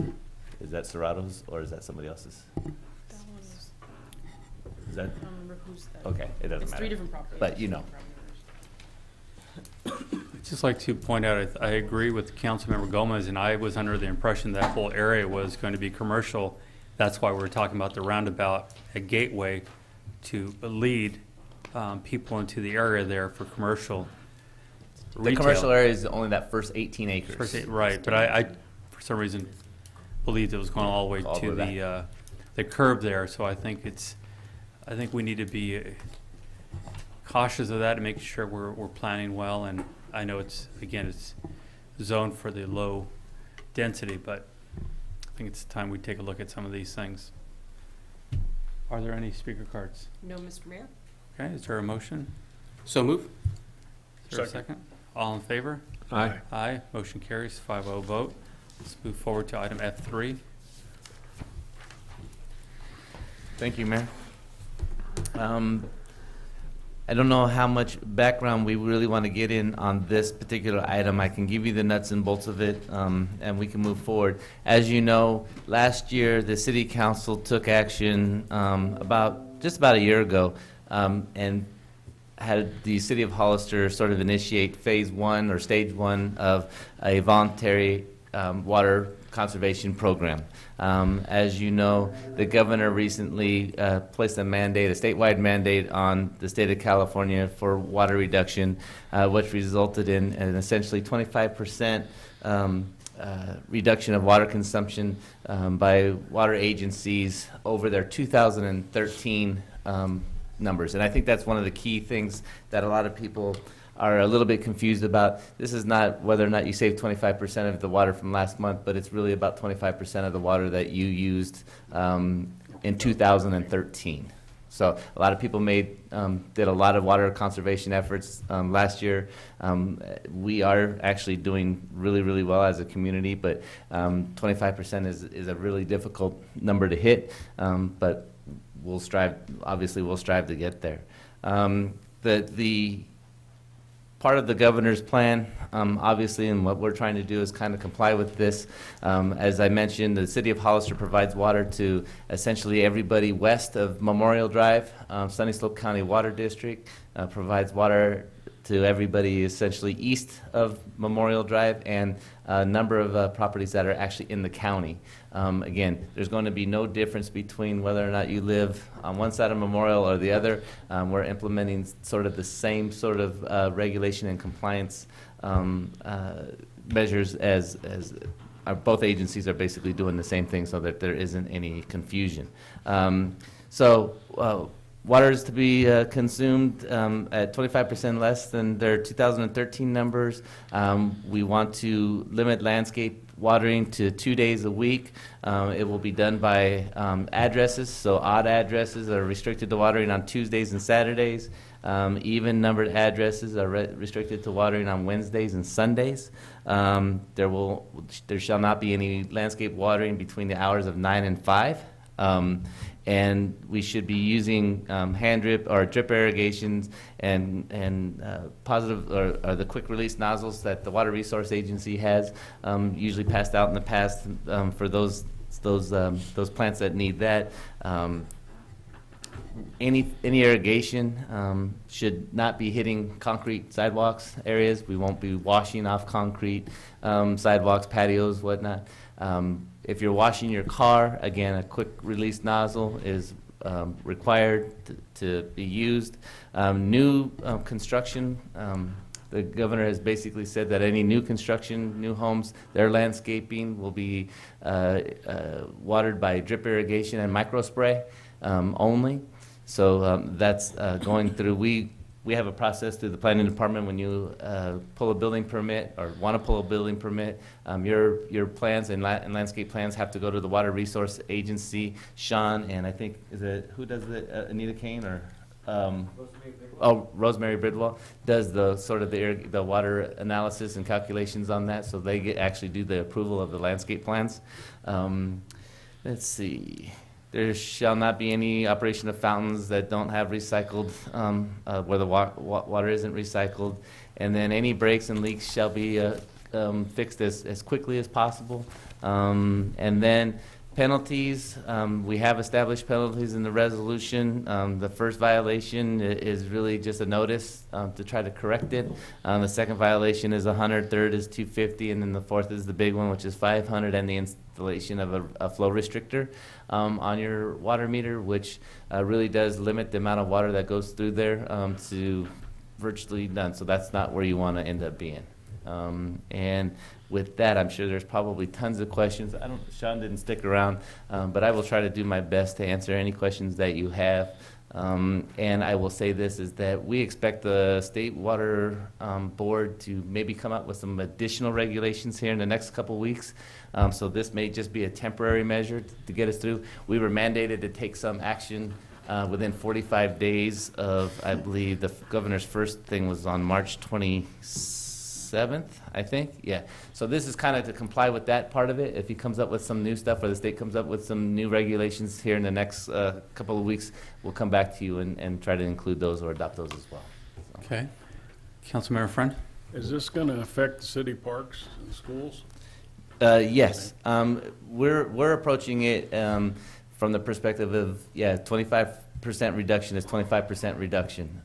We need to carry the same sort of regulations as everybody else. We're not exempt from that. So I've talked to Mike several times about how to work where we can save, and it's not.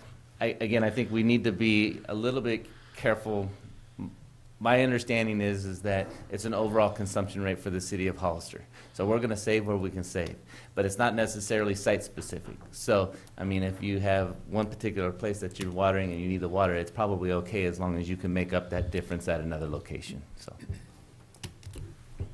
Any other questions from council? Councilmember Luna? Not a question, just a comment. Bill, will anything else be going out with the water bills? Yes, Sean has some things going out, some stuffers that will go out. Assuming that this gets adopted tonight, we'll be putting it on Facebook. We'll try to get it out there as much as possible. We'll have it both in English and Spanish for our for us and Sunny Slope. Again, and Sean has kind of taken the lead role. I really appreciate his efforts in doing this. He's taken the bull by the horn, so to speak, and he's wanting people to call because I think there's still availability of some things that he can help. You know, a lot of the faucet stuff, and a lot of it's free. So, I mean, we need to take advantage of those things as much as we can. Other questions that may come up related to new development and housing, and these are the things that, you know, I get bugged about a lot in the store. And one of the things, you know, what we've said is that these actions that we're taking right now is really based on what the state is telling us to do. From a real true water perspective, we are very, very fortunate to live where we do. I'm not going to lie. Our water table is still well above historic lows. Probably 1994, I think, was the lowest year that we've had as far as where our groundwater table was. We're still well above that. We actually have, again, so we're fortunate there. With the new construction, you know, the homes are really just a lot more efficient now than they've ever been in the past. I think we've gone from back in, say, in the early 2000s, I think, we were at about 212 gallons per household a day. Now we're running at about 145 gallons per day. So that's a huge savings just in that last 15 years. So I think people are really doing their job, and like I said, the new water efficiency stuff is helping. The other thing is that droughts and construction are both kind of cyclical. You know, not every year you're building 500 homes, and not every year you're not having rain. So one of the things that's is really important is that, you know, our economy sort of thrives on, and sort of it depends on new growth. I mean, for us to get new stores and whatnot, we need to build homes. We need to have those rooftops. So it's kind of a catch-22, but we need to continue to grow. The state of California is not going to be in a position to have a statewide building moratorium. I don't think that's ever going to happen again. So we're just trying to comply with state regs here. And if, like I said, hopefully. I just read today that we're supposed to have El Nino in 2016, so I think I read that about this year and last year and a couple other years, but. Councilmember Gomez? So this is actually a really good way for neighbors that don't like each other to throw each other under the bus. Absolutely. Please, I encourage all neighbors not to do that. Yes, and I would do the same, but I think it's going to happen anyway. So, I mean, where is this on our priority list? I mean, I don't know. I mean, don't get me wrong. I think this is great. It's a great idea to, you know, I look at this list and I'm like, yeah, I've been doing that for years. Mm-hmm. And so I'm kind of concerned that we would even have to tell people not to do this stuff, but I understand, that's fine. But enforcement-wise, I mean, what are we going to do? I don't know if this is going to be, at least personally, my top priority. Mm-hmm. If somebody's sprinkler head is broken, I don't know if we should have, you know, all units respond. But I mean, where are we going to be at with that? I think one of the, and I wish I had a really good answer for you right now, other than, like I said, I think you heard Sean say that, you know, when you have those issues, give him a call.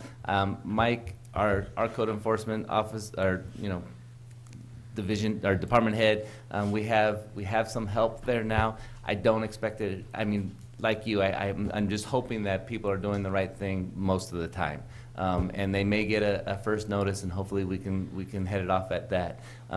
But I will report back to you as soon as if the problem grows to the point where we can't handle it, which could be very likely. I mean, I think that when you start telling people that they can and cannot water, and when they are going to water and when they're not going to water, some people might be offended about that. And so I will probably give in regular reports on the enforcement of our water regulations here on every 2 weeks. Do we have a chronic complainer type of program, Mike? Do we have, because I'm not just talking about water issues, but I'm talking about just general people that don't have anything else better to do, and other than narc on their neighbors. Do we have something in our policies that says, hey, if there's a chronic complainer who complains more than 3 times a week or whatever, or that we just say, you know what, I don't even hear you anymore, or we just erase them from our contact list or something? Well, there's nothing written down in the municipal code about that, but it is quite obvious to us what situations are chronic complainer situations and which ones are not. In fact, I responded to one just this morning where the sky was falling, but when I got out there, strangely, it was still up in the air. So we do take note of that, and that affects their priority listing and how we respond to things. Great. Okay. So if the chronic complainer's continuing to complain, and we have 8 new cases, those 8 new cases will get taken care of before we respond to the same chronic call. Okay. All right. That's great. That's good to hear. All right. Thank you. Councilmember Clower? Yeah, excuse me. I just like to say I appreciate the public participating in this, because sometimes we do come across situations and problems that are a lot bigger than just us or our family or our community, and I think this is one of those issues. And if everybody does their part, I think we can kind of get through this, and soon enough we'll see some rain. Bill, I would like to ask, does this put the plans for McCarthy Park on hold? I just spoke to Crystal this morning. We're going to get together hopefully later this week and have some discussion about what we're going to be doing. But one of the ideas about McCarthy Park is to try and reduce the amount of turf area that's there with other activities. Councilperson Luna has requested, the potential of handball courts being constructed in some of our neighborhood parks. So that could be an opportunity, as well as other playground, and possibly, I know this sounds silly, but Mike and I were actually talking about doing a water feature, which seems just kind of counterintuitive. However, having one place where kids can go play in the water versus everybody filling up one of the pools that they buy from Kmart or Target and emptying them on a daily basis during the summer, it's probably uses way more water than what we would use, because again, we would have a recycled or a recirculation type of system. So we're looking at those types of things and having more hardscape in that area, possibly another skate spot, something along those lines. The other question I was going to have for you, I know the new homes are much more efficient. Is that 145 gallons based on the new homes, or is that what the average is now throughout the community? The information that Scott gave me was it is actually that's a number around today's number, the 145 versus the 200. Of what the general public is using on average. Yeah. But do we have any numbers that we can get that shows what the new homes consume compared to the older homes? I can certainly give that a shot. Yeah, I'll something that's constructed today versus something that was constructed 40 because years ago. of the landscape changes, and I have this conversation quite a bit with homeowners about the use of water, and I explain that the new homes have very small lawns, and 50-60% of the water usage is going towards the lawns. And I also explain that you really don't need to water more than twice a week. I've been doing that for years on my lawn. It's as green as could be. It's how you maintain your lawn that really keeps the shape of that, or the color. Mm-hmm. So I'm curious on what those numbers look like for a new home compared to the existing home. Councilmember Gomez, you had another question? Yeah, thank you, Mr. Mayor. This is probably something that the water agencies, us being one, would probably tackle. But do we currently have a turf conversion program? Yes. The Water Resource Agency does. And what? Sorry, without getting into specifics. It's essentially right now I think they do a $500 rebate for every 500 up to $500 up to $500 for the removal of 500 feet or more of turf. Up to per square foot, depending. It has to be in good condition. It can't be dirt. Say I want $500. Yeah, it has to be an existing lawn, and they'll give you up to $500 based on the square footage. Okay. My lawn is slowly not qualifying. And is that each water agency that's doing that, Sunny Slope Water and us? Yeah, well, the city and Sunny Slope, we all contribute to the Water Resource Agency, and that's where that funding is coming from. Okay. All right. I got to give Sean a call. Councilmember Clower?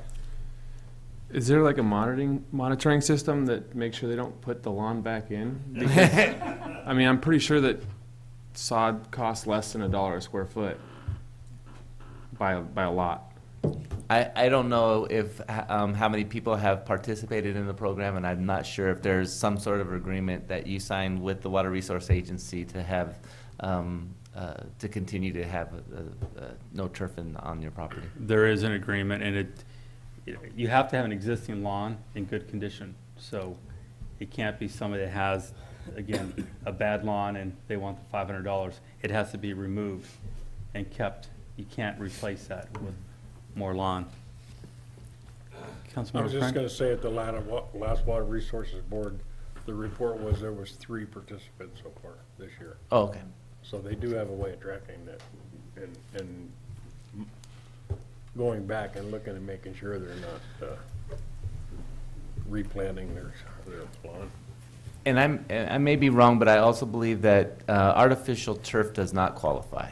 No, it does So not. you can't replace your real turf with an artificial turf because in some cases it requires cleaning and water usage as well. So they really want you to have a zero-scape type of situation. Exactly. Do we have any speaker cards? Yes, Mr. Mayor. Marty Richmond? Sorry, see Shaw's You're not the only one. First of all, let me thank Marty Richmond again. Let me thank the city manager for telling me they've been working with Sunny Slope in the county. Thank you very much. I only have one objection to the, or one recommendation for a big improvement to the restrictions, and that is setting the days. I only water my lawn twice, and I do 3 separate starts of 1 minute so it doesn't run, overrun off, because I'm a cheapskate and I don't want to pay for the extra water. But setting the days might be a problem. I know I water my lawn so that the water gets a good soak in before the gardener comes 2 days later. I think a lot of people who, especially if both adults work, they have somebody comes in and does their lawn, and you don't want them water the lawn at night, have somebody come in early the next morning and cut it, because sometimes the water doesn't get a chance to go all the way in. I think you'd be better off saying 2 days, keep the restrictions and everything, but just say you pick your 2 days, okay? Rather than saying you got to be Wednesday, because you're going to have problems with the gardeners coming in trying to mow lawns that are they may not be soaking wet, but they're going to be they might be wet, and then it all sticks to the blade and it makes a mess, and so on and so forth. So I wish you'd think that over and see if that makes sense, because there's an awful lot of people in town who do gardening, landscaping for work. So I'm glad about this. Just to let you know, the other rebate things is I bought a low efficiency top loader washer, and we've been running it now for a couple of months, and it's a second generation, and I got to tell you, it really cleans the clothes, because we read so much about the first generations didn't work well. Ours is working really, really well. It was not very expensive. Well, it was reasonably inexpensive, let's put it that way. And I got a $100 rebate on the washer. My old one was 25 years old. It needed to go anyway. And I got a $100 rebate on that. I also bought 2 rain gauges for my controllers that will turn off the water pattern when it rains, and those are settable for how much rain. And Sean told me tonight that you can put in for up to $25, I think, to get paid back for those, because they're not cheap. They're like $18 a piece. Okay, so there's all kinds of stuff. And I also bought. I need a new valve, and I bought it today. And I'll make a local plug at Brigantino's, and because they're experts at irrigation, and they got all the stuff in the world there. I have nothing against shopping anywhere else, but I did go in there, and they know their business, and they get you everything that fits. So I'm glad we're doing something, and I'm in full support. I would like to see the days be left up to the owner. Thank you very much. Thank you very much. Do we have any other speakers? No, Mr. Mayor. All right. Is there a motion? Yeah. Move to accept resolution 2015-80. Second? All in favor? Aye. Aye. Against? Motion carries 5-0. Move to item F4. Thank you, Mayor. Thank you, Mayor. The item that you have before you is a proposed ordinance. This would be the first reading of the ordinance to establish a way in which the city can charge a mitigation fee or rates for emergency and non-emergency vehicles. As most of you or some of you may know, we have been looking at a program similar to this, so probably for about the last 6 months or a year, as it related to fees that the fire department can collect when they're responding to automobile accidents, fires, incidents of that nature where there's actual negligence. Again, I'm going to probably say this about 3 times during this little presentation, is that the city of Hollister has no desire and will have no desire to charge any mitigation fee to any individual who has a medical condition, who calls 911 and the fire department show up at their residence. This is not This is not that case. I need to make sure that that's very clear. So, and never hesitate to call 911. That's the other point that I need to make very, very clear. The insurance companies have been collecting money for these types of services for several years, and it's one of those, I think, industry secrets, so to speak. And there are a few communities in the state of California that are beginning to adopt similar ordinances. It's actually becoming more of a nationwide industry standard where communities are seeking ways to sort of mitigate the costs of training and new equipment and things that fire stations and fire agencies have to buy on a regular basis. The money is there. Your insurance does not go up if you use it. It's just tapping into a resource for us. Again, this doesn't have anything to do with medical calls, but when the fire engine responds to an automobile accident, we document the time that the engine is out there, the equipment, the staffing. We have an internal program. It's called Firehouse, which tracks basically all of that, the equipment and time. The company that we will be coming back to you probably here in the next couple of weeks or month to do a professional services contract basically interfaces with Firehouse. They handle all the billing. They handle all the collection for a fee. They handle going to collections if you ever end up being in that situation. But one of the things is there's been some discussion about revenue. Haven't the slightest idea about revenue. I've heard low numbers and I've heard high numbers. I certainly don't want to sit here and try to pretend that I know what those numbers are going to be until we actually get into it. And again, this is another one that I don't mind providing you with some sort of quarterly report on, but I think the intended use of these funds probably should be equipment for the department. We view this, Brett and I view this really as one-time revenue source money. We should not ever consider it to be ongoing. So it's not intended to give anybody hire firefighters. It's not intended to give firefighters raises. We've talked a little bit about it at the fire committee. It may be a really good opportunity for us to use the money at the fire committee to make recommendations on equipment and purchases that we need to make. So it's there. I have found way more positive on this particular issue than I have a negative. For example, we had a fire at a carport the other day, and by responding to this fire quickly, we were able to contain it to essentially just the carport and not other structures. In that particular case, billing the insurance company for a carport, saving their carport and having them, have to cover the cost for rebuilding that is far less expensive to them than, say, replacing the entire structure. And that's one of the things that we need to continue to focus on, is that in order for us to continue to provide the high level of service that we currently do, equipment and stuff just needs to be kept updated. So with that, the chief is here somewhere, or was here somewhere.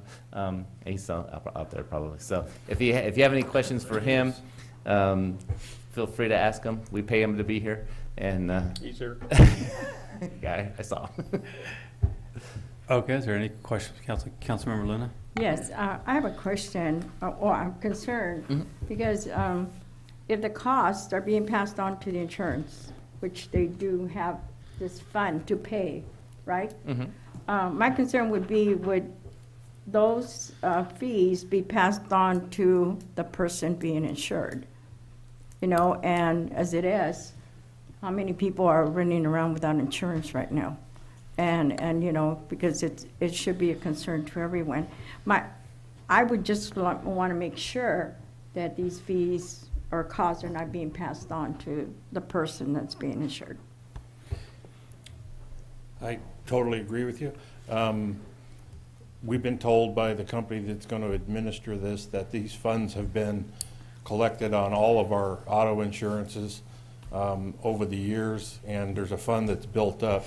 It's not, if you look at your auto insurance bill, you won't see it. It's kind of a hidden thing that they've been collecting the money for.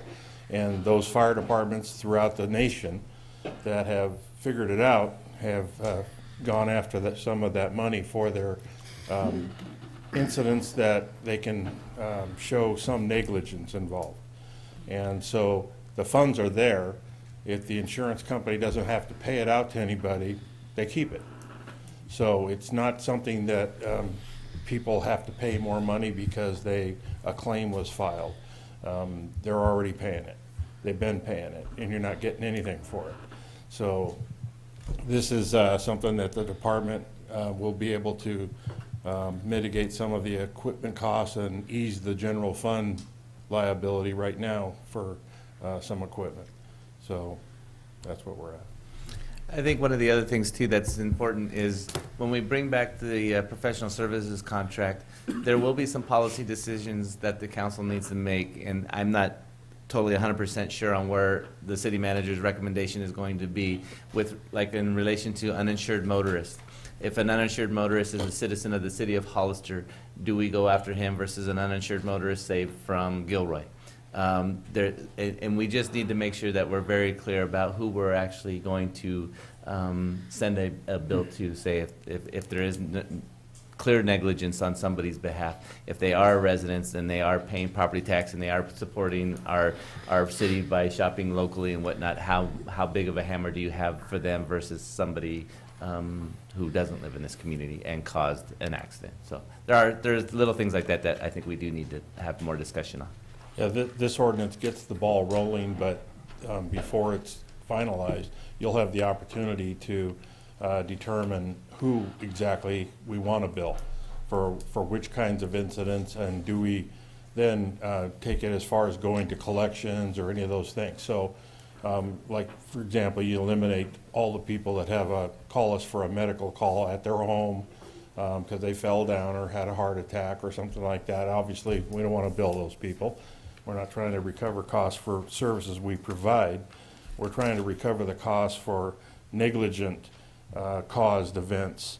Hazardous material spill is a good example. Those take forever. We're out there for a long time. It takes special equipment. You might have to call Salinas for their hazmat unit to come over. You could be out there 10, 12 hours easily mitigating a hazmat incident.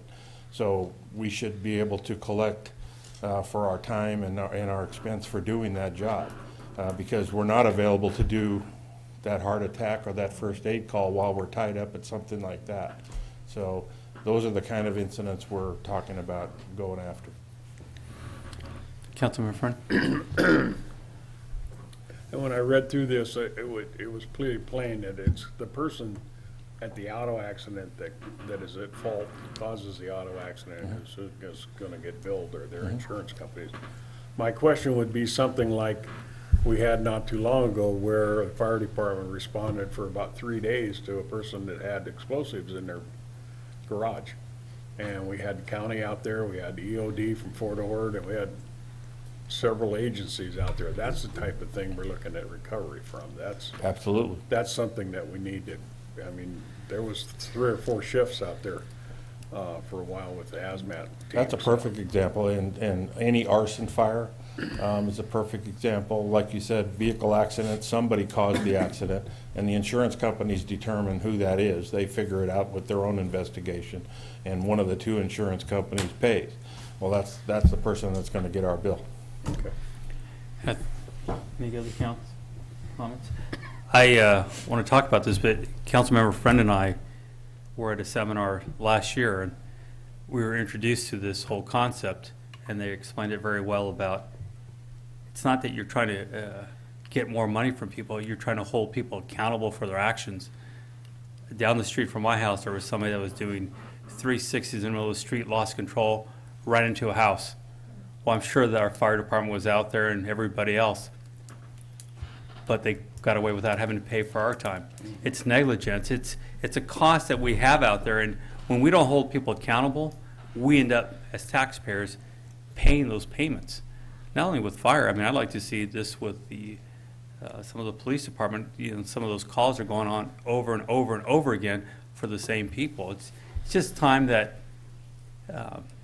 they pay their share of it. And the insurance companies, as you pointed out, have been putting this money away for quite a while, knowing it's there, but keeping quiet about it until other fire departments figure this out and start to collect on that money, and the insurance companies pay the money because they know they've been collecting. They don't want that conversation to turn into what you've been doing with all that money over the years. So they are paying those fees. And, you know, if it's an uninsured driver or not, if they're causing an accident, I'd like to see us hold them accountable for it, or anything else that they're doing that's obviously going to cause harm or damage to somebody's property.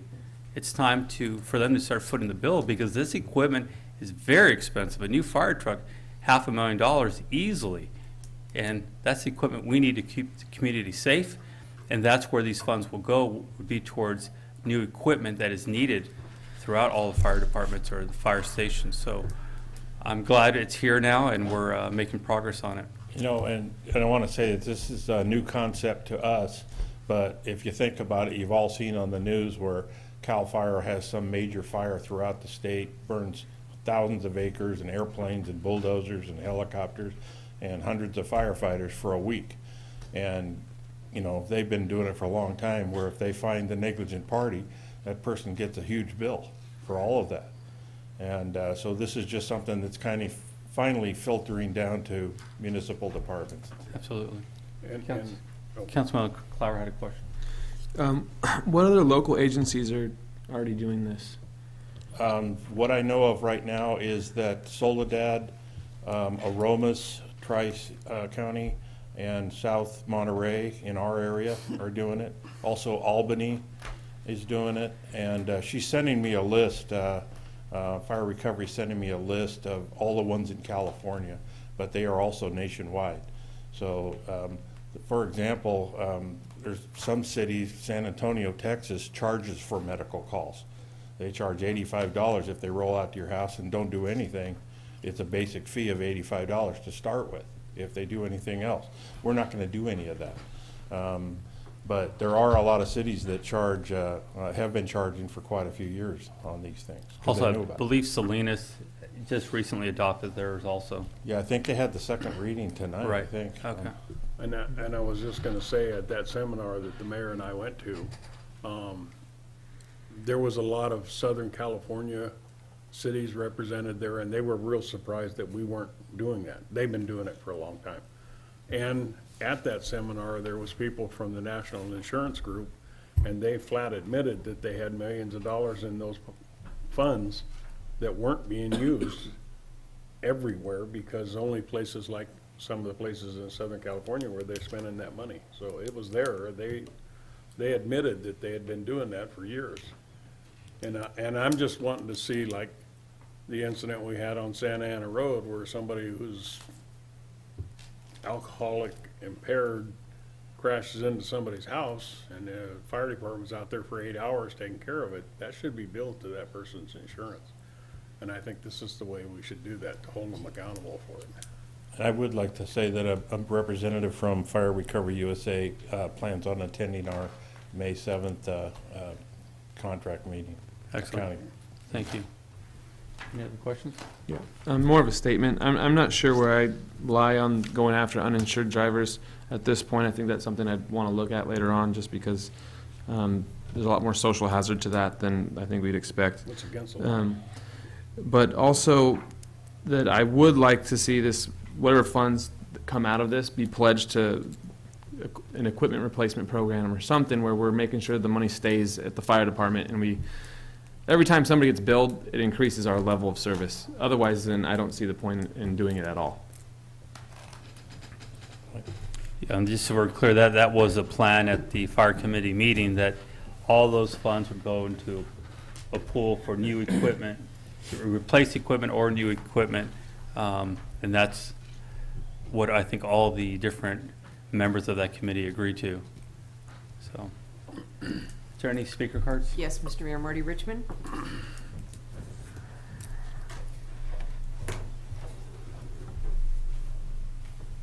Marty Richmond from Hollister. Isn't it a little late in the month for a April's Fool's joke? Is this a joke? I mean, I'm paying $5 million a year to keep the fire department running. If they have to leave the thing, they want to charge me for it? You guys must be nuts. I'm a member of a mutual insurance company, one of the best in the world. The idea that we're hiding money somewhere is nonsense. I assure you the rates are going up if this happens. Now, there's a big difference between negligence and gross negligence, legally and responsibly. Negligence could be going 2 miles an hour too fast on the road. Gross negligence is going 50 miles an hour too fast on the road. Now, if you're going to say gross negligence, somebody's doing 360 wheelies, I couldn't agree with you more. Somebody has explosives in their house, sure. But you know, without a good definition, negligence is my wife walking across the kitchen with a hot pan and dropping it. That's negligence, because they'll say, well, you shouldn't have walked across the kitchen floor with a pan full of oil. And then once you open up this Pandora's box, next week you can come in and charge me $500 for bringing the fire department down there. I supported Measure E, and I didn't expect when I supported giving you guys $3.5 million, I didn't expect you to run the overtime bill up to hell and gone on the fire department and to refuse to get that expense under control. I went and fought to get us the fire contract you remember how hard I fought to get them to give us a fire contract, and I didn't expect you're going to run out of money.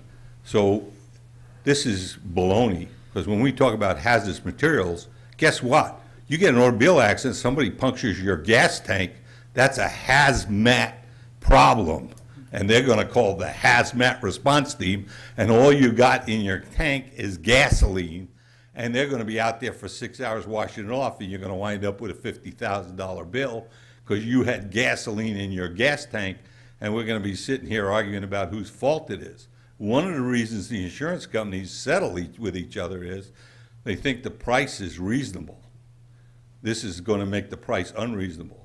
And especially if you're going to sign an ordinance that has no details whatsoever, you're going to codify this ordinance and say, we'll fill in the details sometime in the future. We'll define what this is all about. We'll talk about what it is.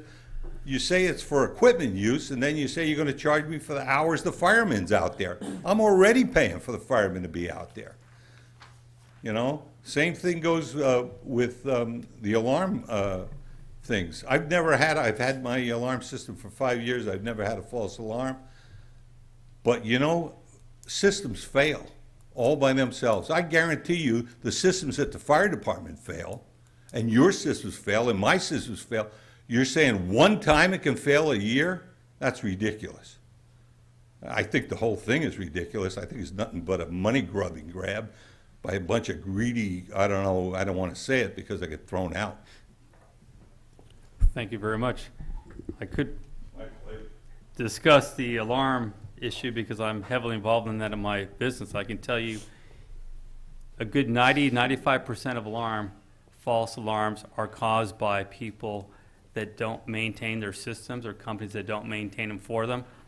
And we have that conversation every time we get the call to come fix an alarm after fire department or police department's been called out in different cities, and they finally get a bill, and then they say, oh, by the way, now we want to get this thing fixed. So I can tell you, more often than not, great majority of those calls are lack of maintenance from those homeowners.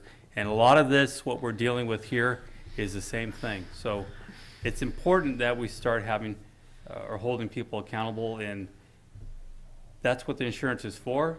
This is a big cost to our city. We pay 70% of our general fund for our police and fire, which we need and are doing a great job.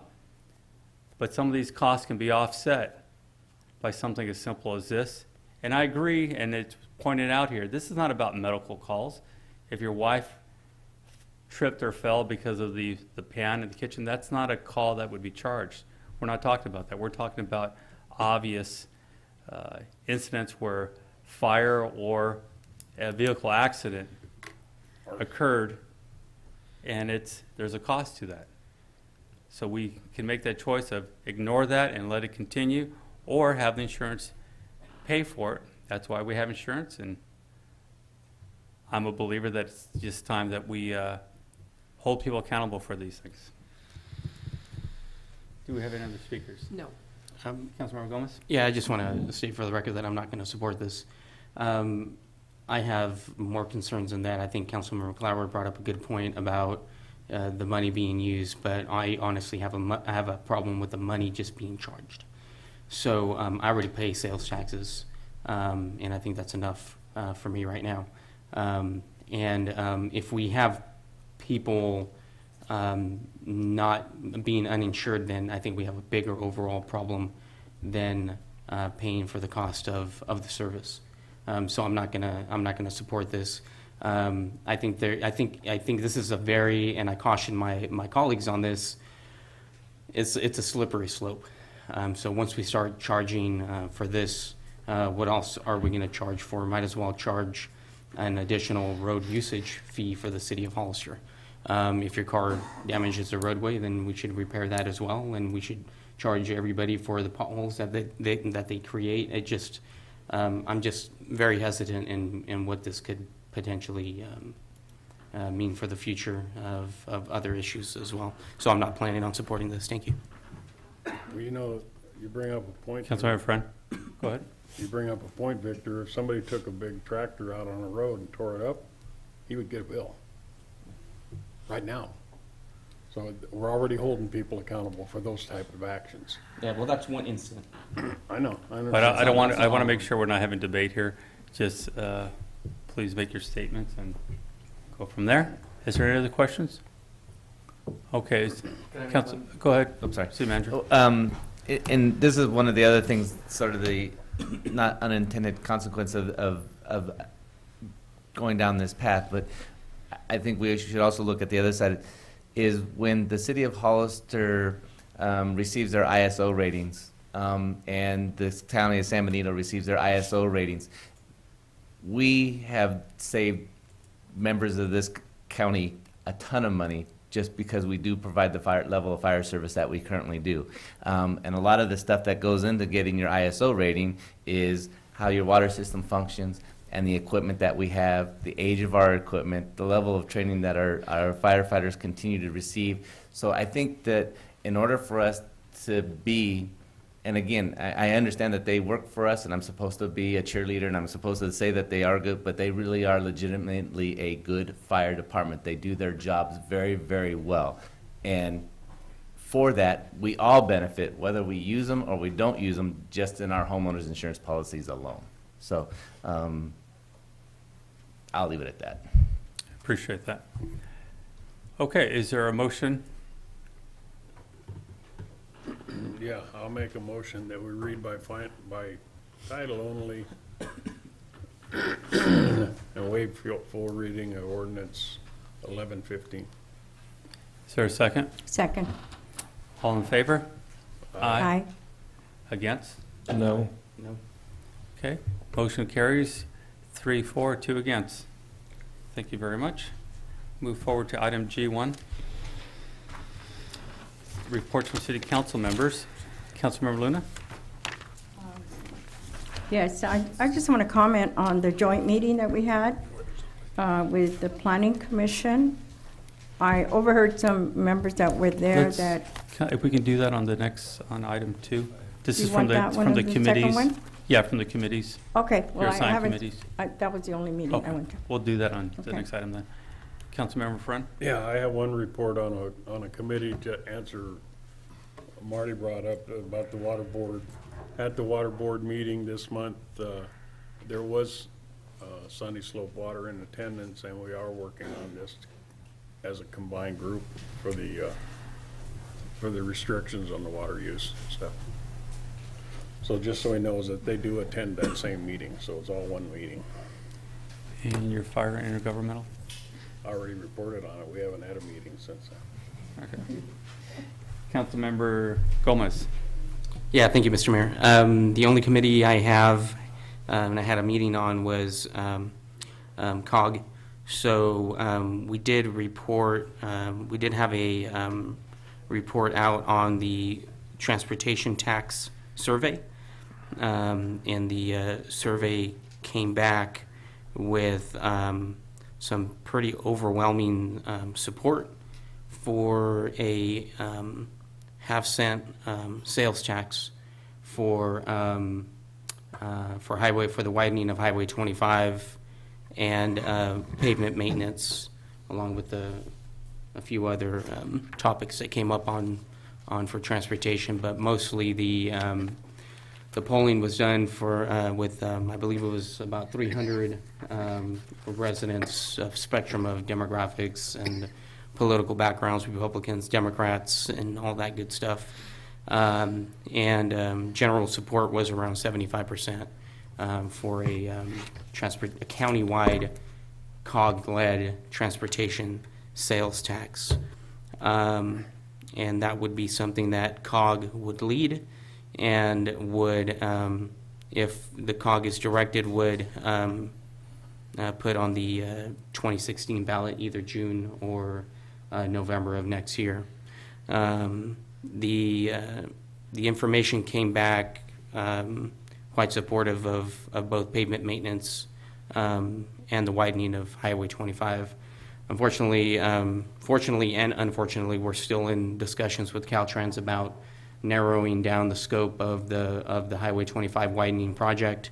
Obviously, right now it's close to $300 million, and we're not looking to pay anywhere close to that. So we're currently working on a new project that would still widen the highway and improve the congestion and mobility between Hollister and Gilroy.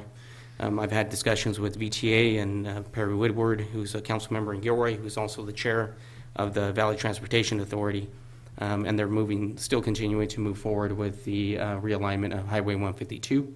Unfortunately, and fortunately, depending on the way you look at it, a toll road is still being proposed.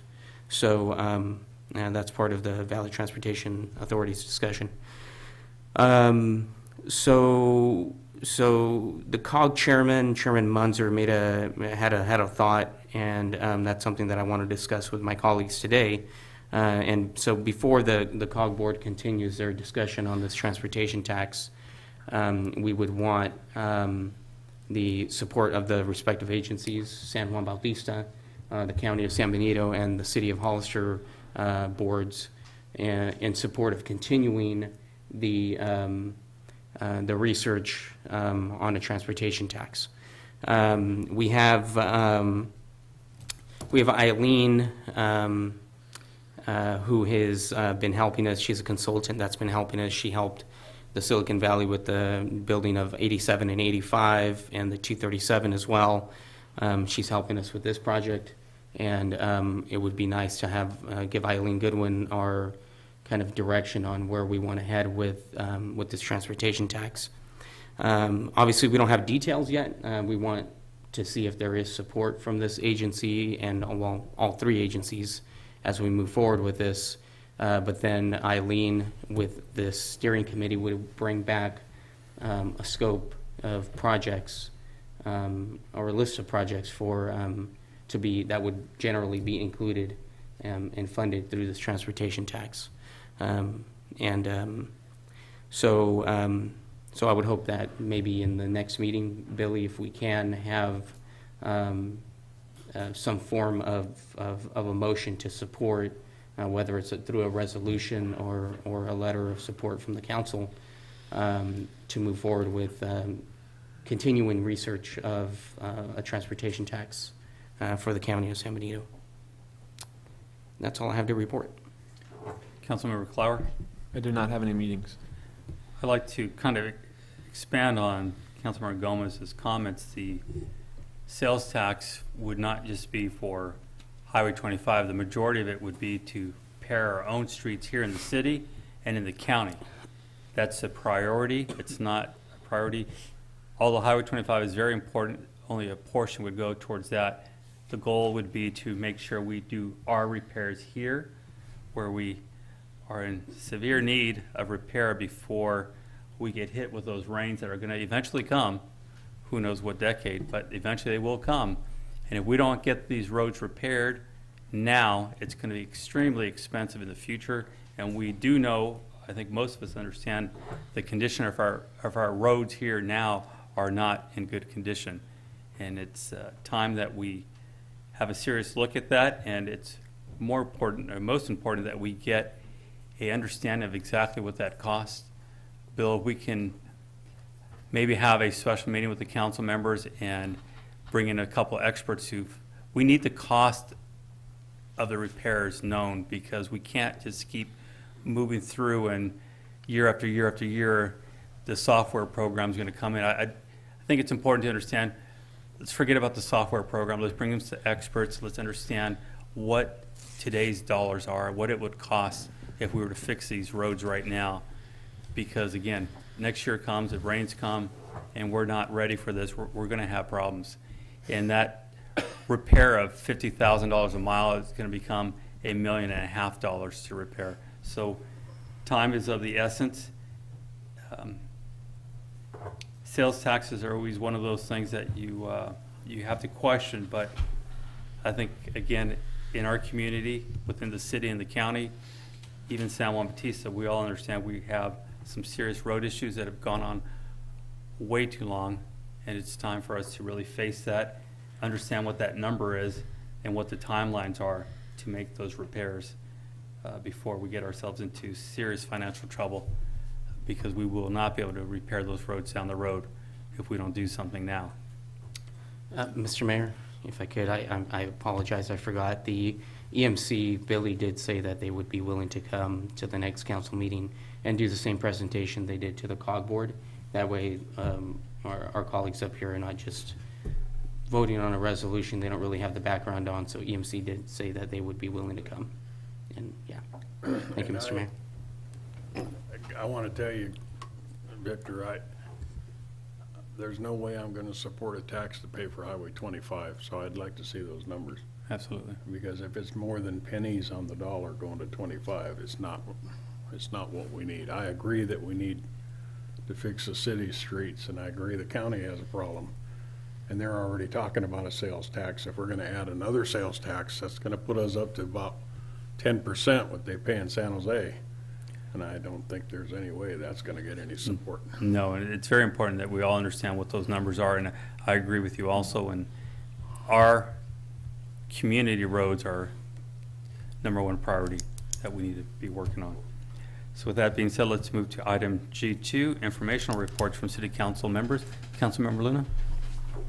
Yes, as I mentioned, the information during the council meeting, planning joint meeting, was very informative, especially on the city housing developments that are coming up. I thought that was a very good meeting. I'm hoping that we can have another meeting as well. I overheard somebody saying that it had been, 6 years since that had happened before. Well, you don't want to wait another 6 years. It's been years since we had one. Yeah, and we want to do that again. Also, there was a presentation made here tonight, and I know a council member, a friend, followed up with a young woman that spoke on the Youth Advisory Commission. I can't stress enough how important that is, to bring young people into the fold. I know a couple of girls that sat in the Recreation Commission for the county, and believe me, what they learned there actually made them think of a future career in recreation. So see, and we're helping our young people. So I'm hoping that that will be followed through. I'm going to I have a special request. I want to request that during May, sometime maybe the latter part of May, that we bring the professional services agreement with city attorney for review. And that's my request. Okay. Councilmember Friend? I have a couple items. One of them is what Mickey already brought up, is I would like to take that on, because I think that's an excellent resource that we should look into as far as the youth council. And I will take that on and see if I can gather the information to make a report back to the council on the way we could set that up, because I believe, and it was really enforced to me when I went to the school board meeting the other day, and there are some talented young people out there that really do want to help. And I think, not all of them are out there ruining property on skateboards and doing stuff like that. There's some talented people out there that want to help us. And I think that would be an excellent resource for us to get some really good, fresh ideas. Some of them may be off the wall, but we need to listen to all of them and hear what they have to say. And I think I would like to do that.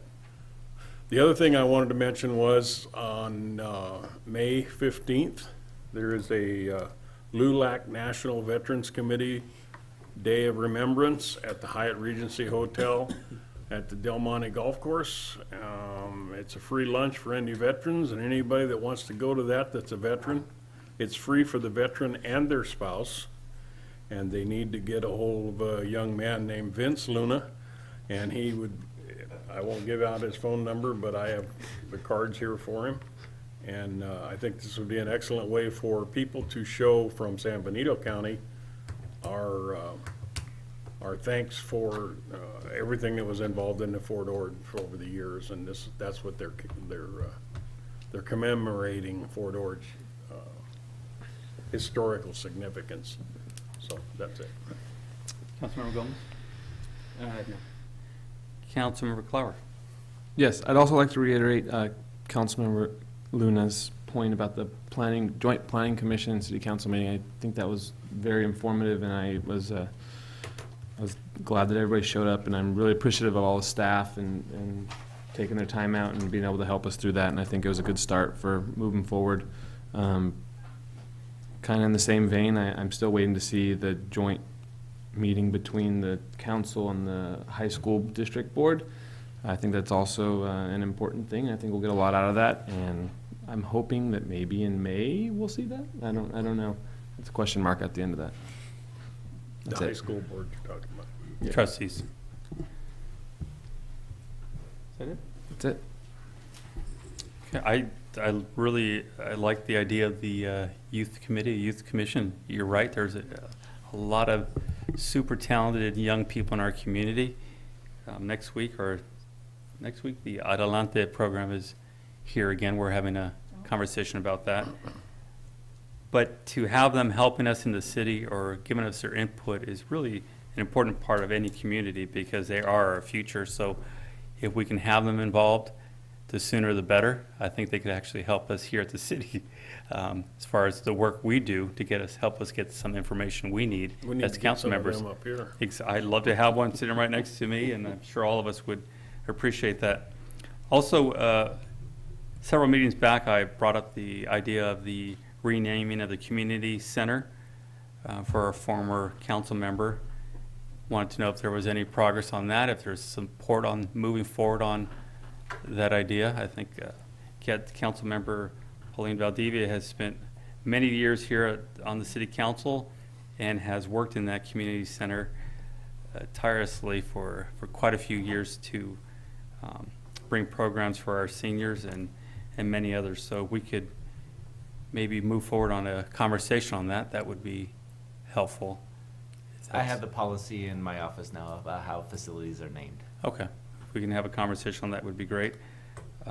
Also like to set up a meeting with the council to discuss, as we're going forward with our budget, have a meeting about our debt obligations here in the city so we're all clear on exactly what that is for all of us here at the city council to understand not only today or next year, but the next 5 years, 10, 20 years, what those obligations look like so we can really make more informed decisions with our budget because as Mr. Richmond pointed out, for an example, the solar obligation, what does that mean to us? And there's a lot of other debts out there that I think having a better understanding of that as a council would really help us make better decisions. So I think if we could have a meeting with the council just to discuss those obligations, it'd be very helpful as we move towards the budget, finalizing the budget. I'd also like to see if we could set up a meeting with the Board of Supervisors, a joint meeting, to discuss some of the things that we've been going through and having conversations. As we're having conversations with the high school trustees, I think it's important that we have a conversation with the Board of Supervisors so that we are on the same page on what are our goals for our community so we could see how we could help each other. cut down costs and create a better community. So if we could look at that, have a conversation with Ray to see if something like that is possible at the county, I believe it would be helpful for the entire community. With that, let's move forward to item G3. Mr. Mayor, did you want any staff reports? Oh, I'm sorry. Got all caught up. City Manager. I just have a few. I think that we should be kind of grateful that we don't live in Monterey County, because we had a Monterey Bay Area Managers Group meeting last Friday, and the city managers from the communities in that county, as well as the county CAO and some other folks from TAMC, talked a little bit about a sales tax initiative to pay for roads, and every city manager kind of laughed and giggled. So at least here we'll have the conversation before there's any laughing and giggling. We had an incident over the weekend that's a little bit disappointing. As you know, we're in the middle of redoing the tennis courts at Dunn Park. Knock on wood that the vandalism took place at the tennis courts kind of in between the two coats, the first coat and the second coat. The second coat is down now. You can't really tell where the vandalism took place, but hopefully we get the courts done in time before anything else gets ruined over there. So that was one small little hiccup over the weekend. I think Mike is working on putting the play structure in at the dog park. I think that's proceeding nicely. And let's see, there's one other thing that was, pitch hit and run was an event that Powell had this weekend at Rancho. It was a small event, but it was super fun. Lots of little kids getting their introduction into baseball, and so we'll see if any of the kids move on from Hollister into future events in our area. So that was it. Oh, and I won't be here on Thursday, Friday, or Monday. And if you have any questions, you can give Mike Chambas a call. Hopefully the junior giants are doing better than the big giants. Yeah. Hey, Chief, open mic night. let's no baseball talk here. Chief, So I have a couple of things just for the community calendar. May 20th at 6 to 8 p.m. we'll have our community parental drug education night. It will be at Vets Hall.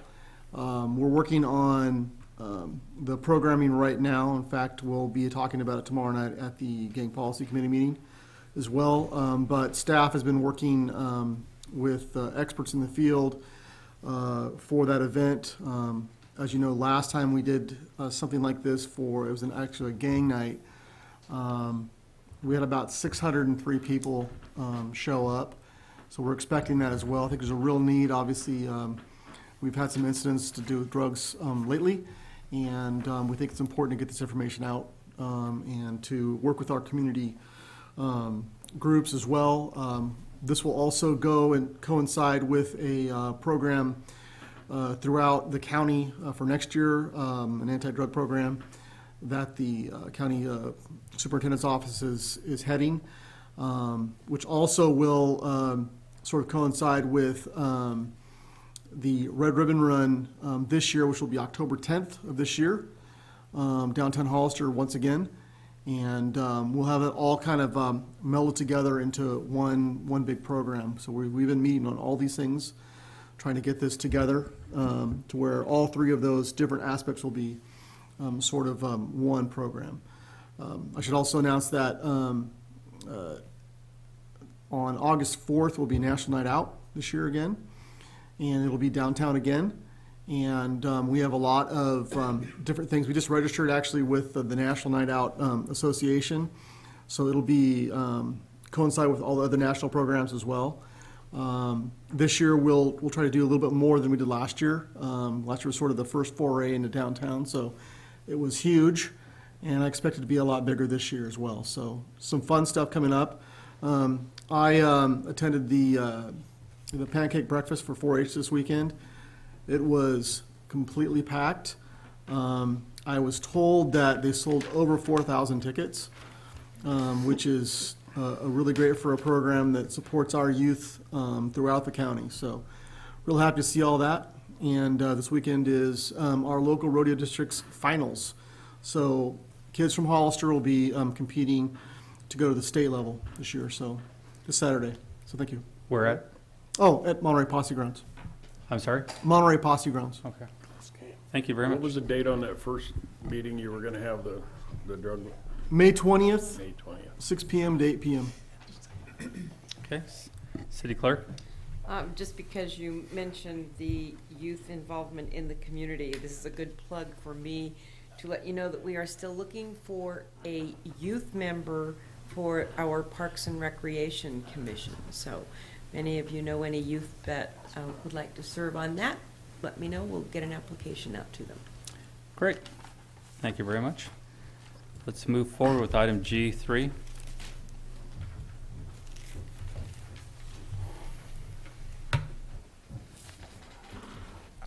Good evening. This is an informational report on the progress of the stormwater management program. Tonight, we're going to sort of do this English, Spanish, so that we can reach a broader base and get this information out. Really? Abraham is going to say a couple of things after I start my report here. The city has been enrolled in the National Pollutant Discharge Elimination System for about 8 years. It is a requirement of federal and state law. The city outlines, the stormwater management program outlines a wide range of stormwater best management practice that the city must implement and comply with for the discharge of its stormwaters into the rivers and creeks. Buenas tardes. Este programa es un programa que la ciudad de Hollister ha estado implementando ya por varios años y es para manejar bien el agua que cae de la lluvia, también conocida como aguas pluviales. Y la ciudad de Hollister tiene un programa muy específico para manejar este tipo de agua, para dirigirlo en una forma que llegue a cabo a las aguas, a los arroyos o también que se quede en los mismos terrenos de las mismas propiedades. The California State Water Resources Control Board has jurisdictional authority and oversight over our program. We're in constant contact with them so that we try our best to stay in compliance with these new regulations that have come out. We're pleased to inform the council and the public that the city is on track with putting appropriate BMPs into practice according to the requirements of the state MS4 permit. También queremos especificar que la mesa directiva del control de agua regional del estado de California es la mesa directiva que pone regulaciones para cómo controlar la agua que cae en cada jurisdicción, ya sea de la ciudad o los condados aquí de esta región, de la región de San Benito, de la región de la ciudad de Hollister. Entonces, trabajamos directamente con esta mesa directiva para poder implementar estos requisitos, especialmente los específicos que mencionó ahorita Dani de MS4, los permisos que se tienen que llevar a cabo para que las personas que están desarrollando proyectos apliquen estos regulaciones para poder llevar a cabo este programa. A few of the examples of BMPs that we have implemented are grading regulations to control development, planning, and site design, utilizing low-impact development strategies. Other ones include public education on stormwater pollution reduction through distributions of brochures, pamphlets, and fact sheets, television, public service announcements, and information provided on our webpage. Parte de la información que da la ciudad de Hollister es la información que tenemos, por ejemplo, para causar que no haya impacto, que los impactos sean muy bajos en esto de manejar dónde se dirige el agua. Y también cómo anivelar bien los terrenos cuando un desarrollador viene para hacer un proyecto, que se anivele bien los terrenos para que también pueda producir o pueda recibir el agua que cae pluvial. También parte de lo que hacemos es educación pública anuncios públicos en la televisión o a través de la internet. Es muy importante que toda esta información salga al aire para que todos se den cuenta de lo que está haciendo la ciudad. And with that, we'd like to show a short public service announcement, first in English and then in Spanish.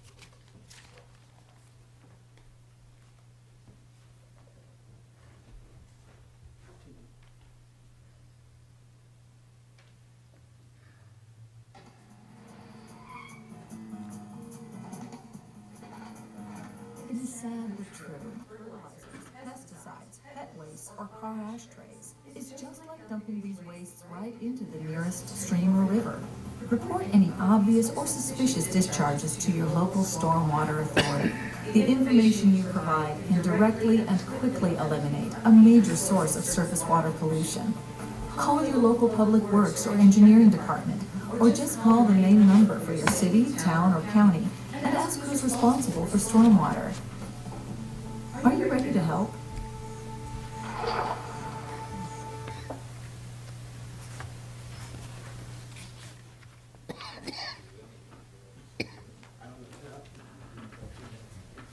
Maybe you should have fixed that slide. It's called a template. You're supposed to.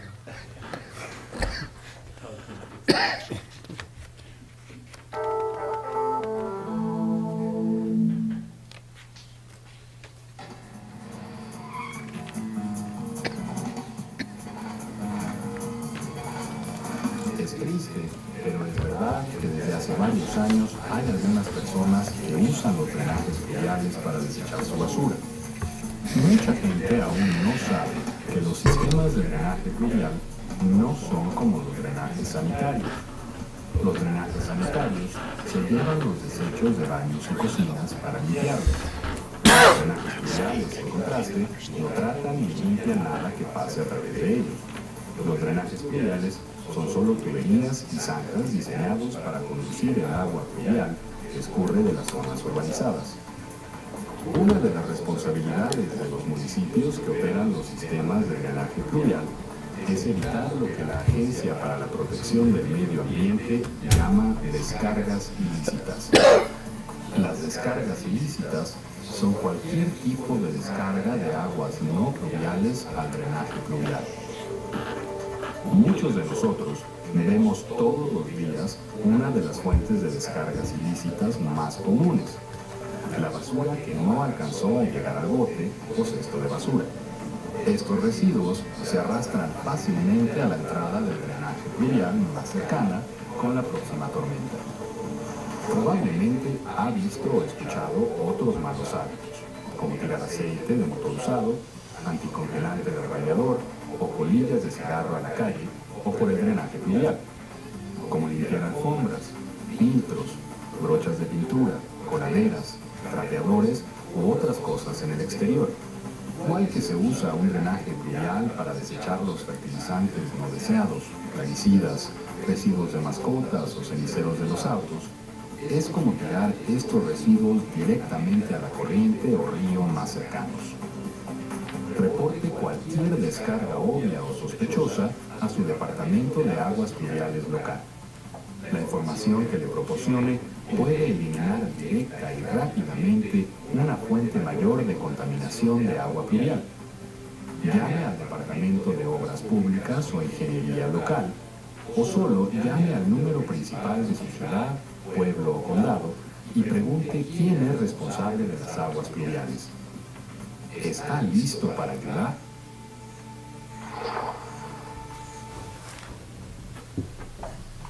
These public service announcements are of different lengths. Some of them are 30-second blurbs that can be put on looped circuit televisions. The 2-minute and the 5-minute, we plan on putting those on CMAP so that they run continuous and put that message out there. Also, I believe there was like a 10 and a 30-minute presentation. Those will be taken to the school-age kids and shown in presentations and at the fair and different things. Estos anuncios públicos son de diferentes tiempos, hay algunos que son un poquito más cortos, otros más larguitos, se van a llevar a cabo en la televisión local, Canal 17, CMAP, para que pongan su atención. Muy importante que sigan todos estos requisitos para mantener nuestro medio ambiente sano. Thank you. Thank you very much. Good presentation. Very good. Move forward with item G4. Thank you, Mayor. In years past, the city of Hollister has set aside some funds to be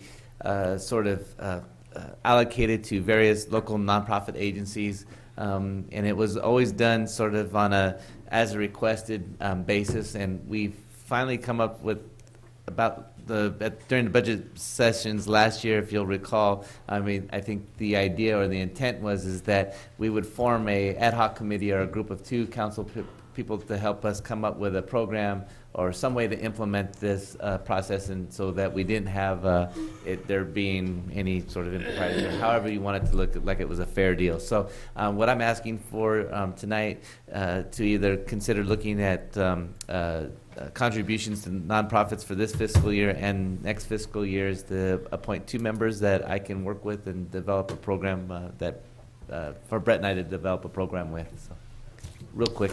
Okay. I'll appoint myself and Vice Mayor Friend, since we're already on the Finance Committee, so we continue working on some of those numbers. Do we need a consensus from the council, or how?